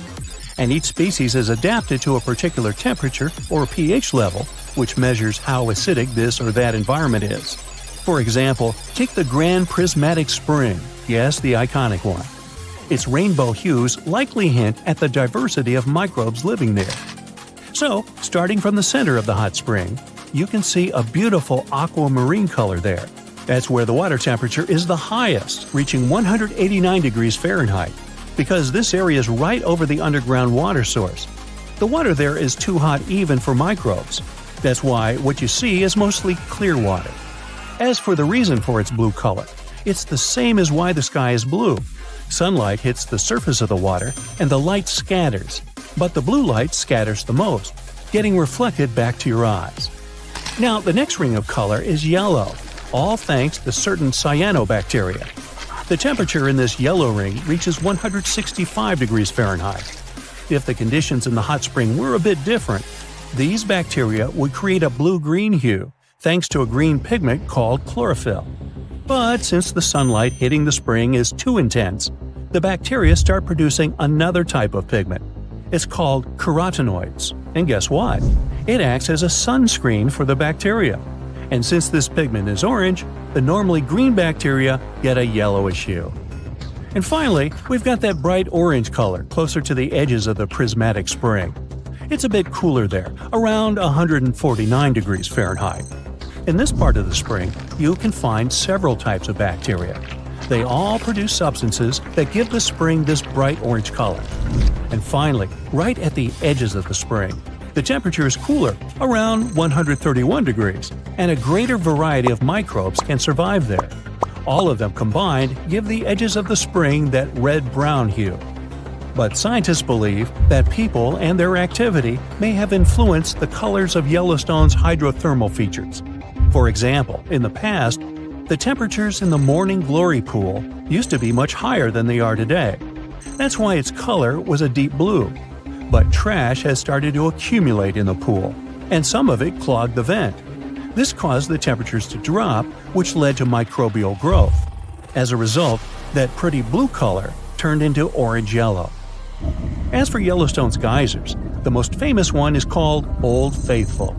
It got this name at the end of the 19th century because of how regular its eruptions were. This geyser is more active than the others, erupting about 20 times a day. Each of these magnificent events lasts from 1 to 5 minutes, and the fountain of steaming water can reach a height of 180 feet. Now, while talking about Yellowstone National Park, we can't but mention Yellowstone supervolcano, right?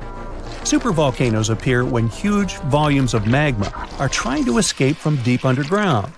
Eventually, they burst through Earth's surface. Sometimes all this magma gets stuck, unable to break through the planet's crust. And then, massive pools of pressurized magma gather at a depth of several miles. The pressure keeps growing because more and more magma is trying to get to the surface.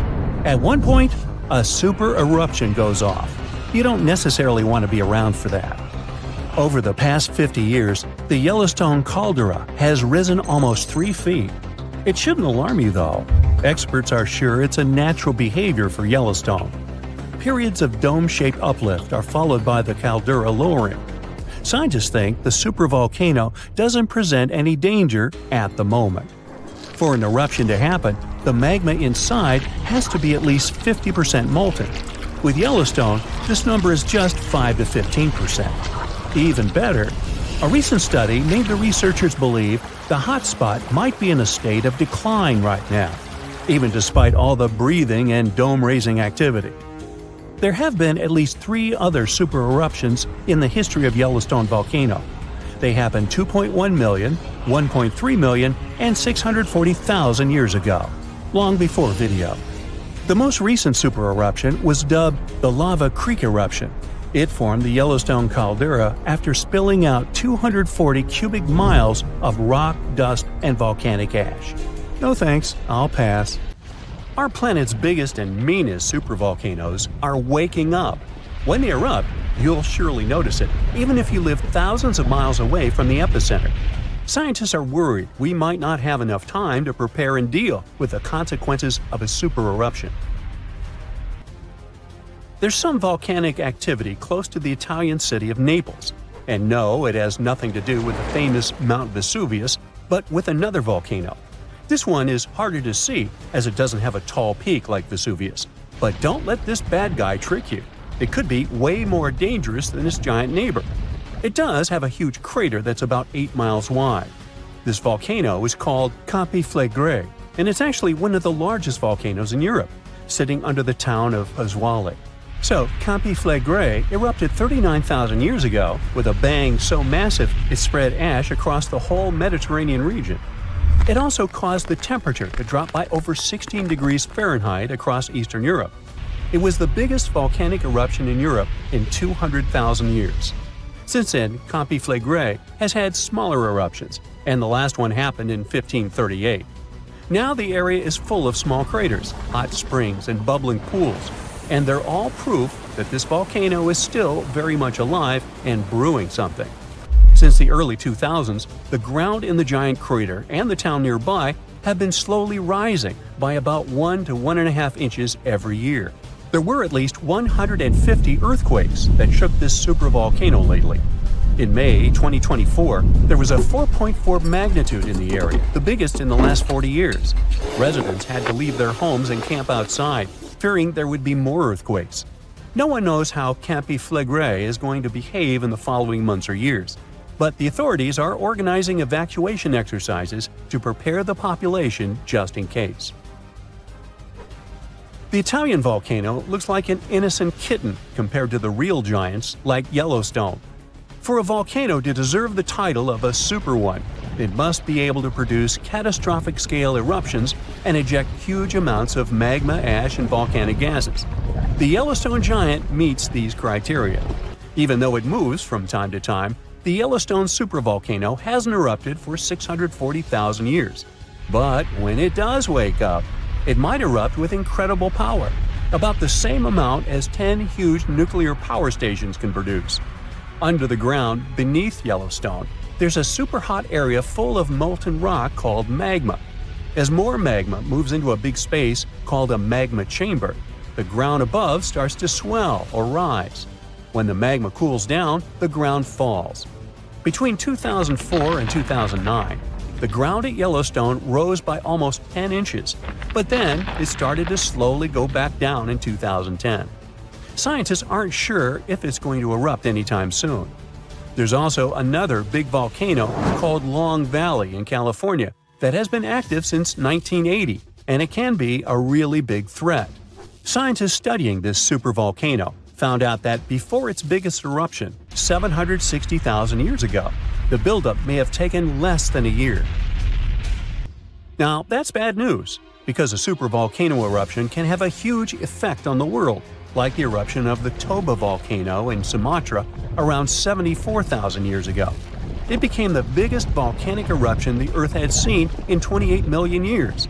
It covered parts of Indonesia, India, and the Indian Ocean with a thick layer of volcanic debris, almost like a 6-inch blanket. The amount of rock it spewed out was like stacking nearly 3 million Empire State Buildings. The giant crater it left behind can still be seen from space. All the ash and gases shot up into the air and blocked some of the sunlight. It caused a volcanic winter that lasted about 6 to 10 years. Some scientists think this eruption might have even affected early humans. Around the time Toba erupted, the human population took a sharp dip, and there were far fewer people. Some say this is why all modern humans come from a small group of survivors. According to the Toba catastrophe theory, most early humans in Europe and Asia didn't survive the cold and harsh climate after the eruption, but a lucky group lived through all that in Africa. Not all scientists agree with this idea, and some archaeological and climate records show a different story. Another volcano that changed the world in a big way was Mount Tambora in 1815. The next year went down in history as the year without a summer. It was cold and rainy, and there was snow and frost even in the middle of summer, especially in Europe and North America. This happened because the volcano sent out a lot of sulfur dioxide into the sky, which spread all over the world and made the planet colder. When Tambora erupted, it caused huge tsunamis that smashed homes and took the lives of around 10,000 people. Afterward, about 80,000 more people passed away because of the consequences the eruption had caused in the world. The cold weather ruined crops, so food became really expensive. And because horses were the main way people traveled, the cost of oats that they ate went way up too. Some people even think this led to the invention of the bicycle in 1817 as a new way to get around. The eruption made the Earth colder for about 3 years. Now, even though the Tambora eruption was so powerful, Krakatoa, another volcano in Indonesia, stole the show when it erupted in 1883. It was just easier to spread information about it through telegrams and photos. Its final blast was the loudest recorded sound in history, and people could hear it on 10% of the entire Earth's surface. The eruption started a tsunami, with waves about half as tall as the Statue of Liberty.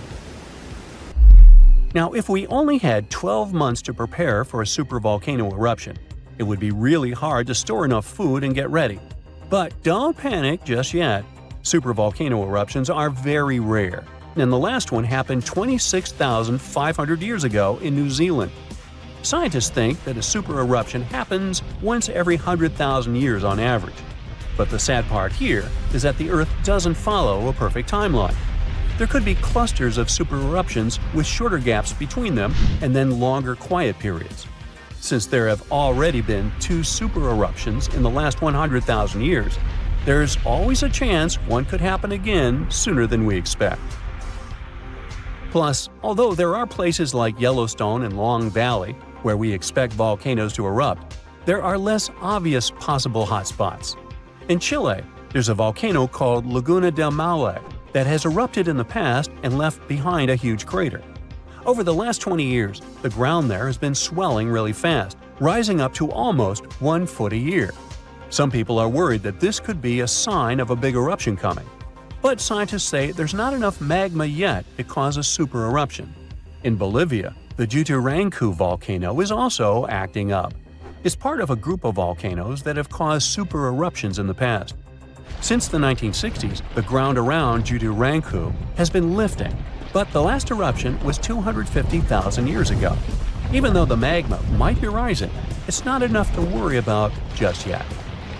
The chances of a super eruption happening during our lifetime are 1 in 1,400, which is pretty low, so you don't need to worry too much.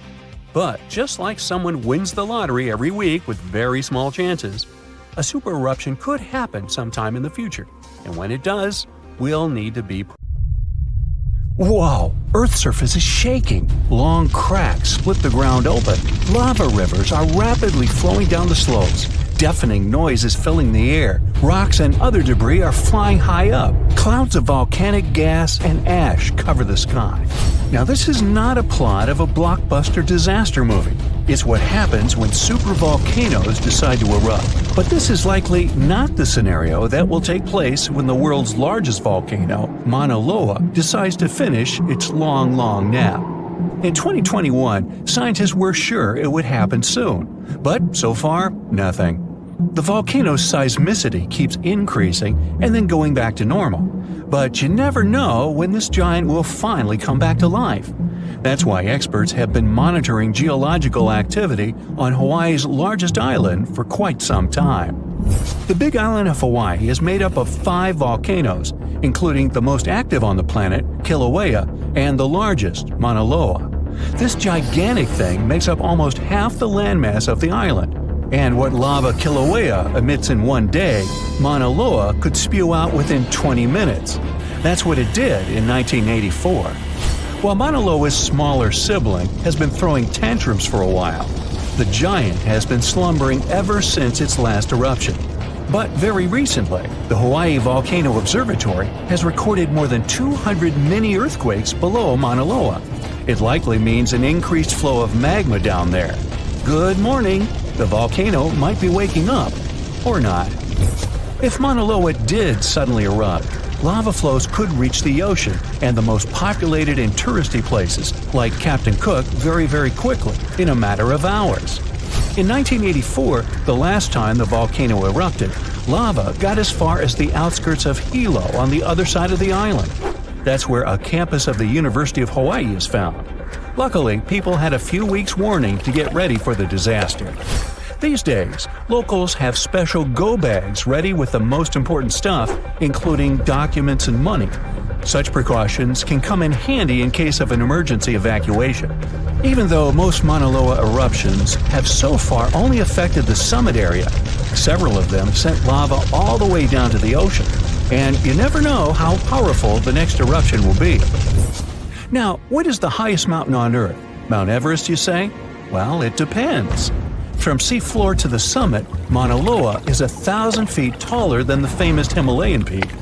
The volcano is so big, it makes the Pacific plate it's sitting on literally slump under its weight. Scientists say that when this monster of a volcano erupts, the volume of lava coming out per unit will be life-threatening. Over its recorded history, Mauna Loa has been erupting regularly, almost every 6 years. And even though the last eruption of the volcano occurred about 40 years ago, scientists are certain it'll happen again. Now, remember the scene I showed you at the beginning? Well, you can relax. It's not likely to happen with Mauna Loa. The thing is, big island volcanoes, including Mauna Loa, aren't very volatile. That's because they're shield volcanoes. These volcanoes got such a name because they aren't really very high and resemble a warrior's shield placed flat on the ground. Shield volcanoes get formed by very fluid lava. It travels farther and forms much thinner flows than lava erupted from a stratovolcano, which is conically shaped and tall, like the infamous Krakatoa in Indonesia. So if, or should I say when, Mauna Loa erupts, there probably won't be ash clouds and tons of debris. The most dangerous thing will be lava. Since Mauna Loa is a shield volcano, its lava is extremely fluid and voluminous, which allows it to flow far and fast. Using theoretical vent maps, experts from the Hawaii Volcano Observatory have made charts of possible lava flows. They're kind of worried about earthquakes clustering at high rates. It likely means that lava is on the move under the surface. 500 to 600 earthquakes per day are a serious reason to be on high alert. On the other hand, it doesn't necessarily mean a disaster or inevitable eruption. Around a decade ago, several earthquakes that happened at the same time signaled that something was happening under Mauna Loa. But an eruption didn't occur. Instead, half the volcano shifted a bit to the south. This way, it probably gave more room to magma so that it had enough space to stay beneath the surface. Now, let's get back to the catastrophic eruption we saw at the beginning of the video.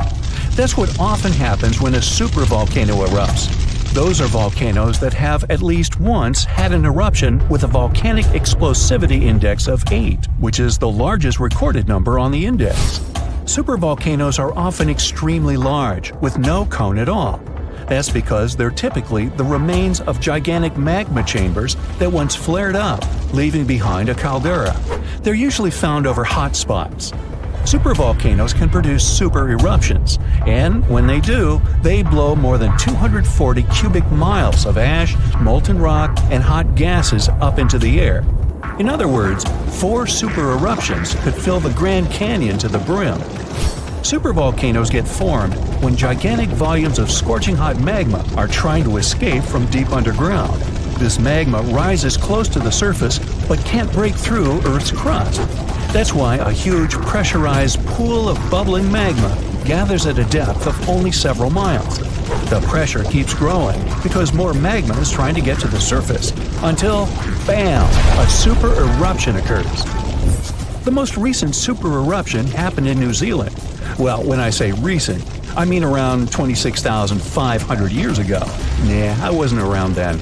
That's when a supervolcano beneath the surface of Lake Tahoe spewed into the air more than 300 cubic miles of ash and pumice. Imagine 500,000 Great Pyramids of Giza flying up at the same time. That's how incredibly powerful that eruption was. But the most exciting and confusing thing about the eruption was that the Tahoe volcano simply didn't go off like many others. At first, everything was going as usual. More than 200 square miles of magma had built up under the surface, and the pressure was getting higher and higher. But after the rock cracked and the first part of lava rushed out of the crater, something went wrong, and the supervolcano took a break.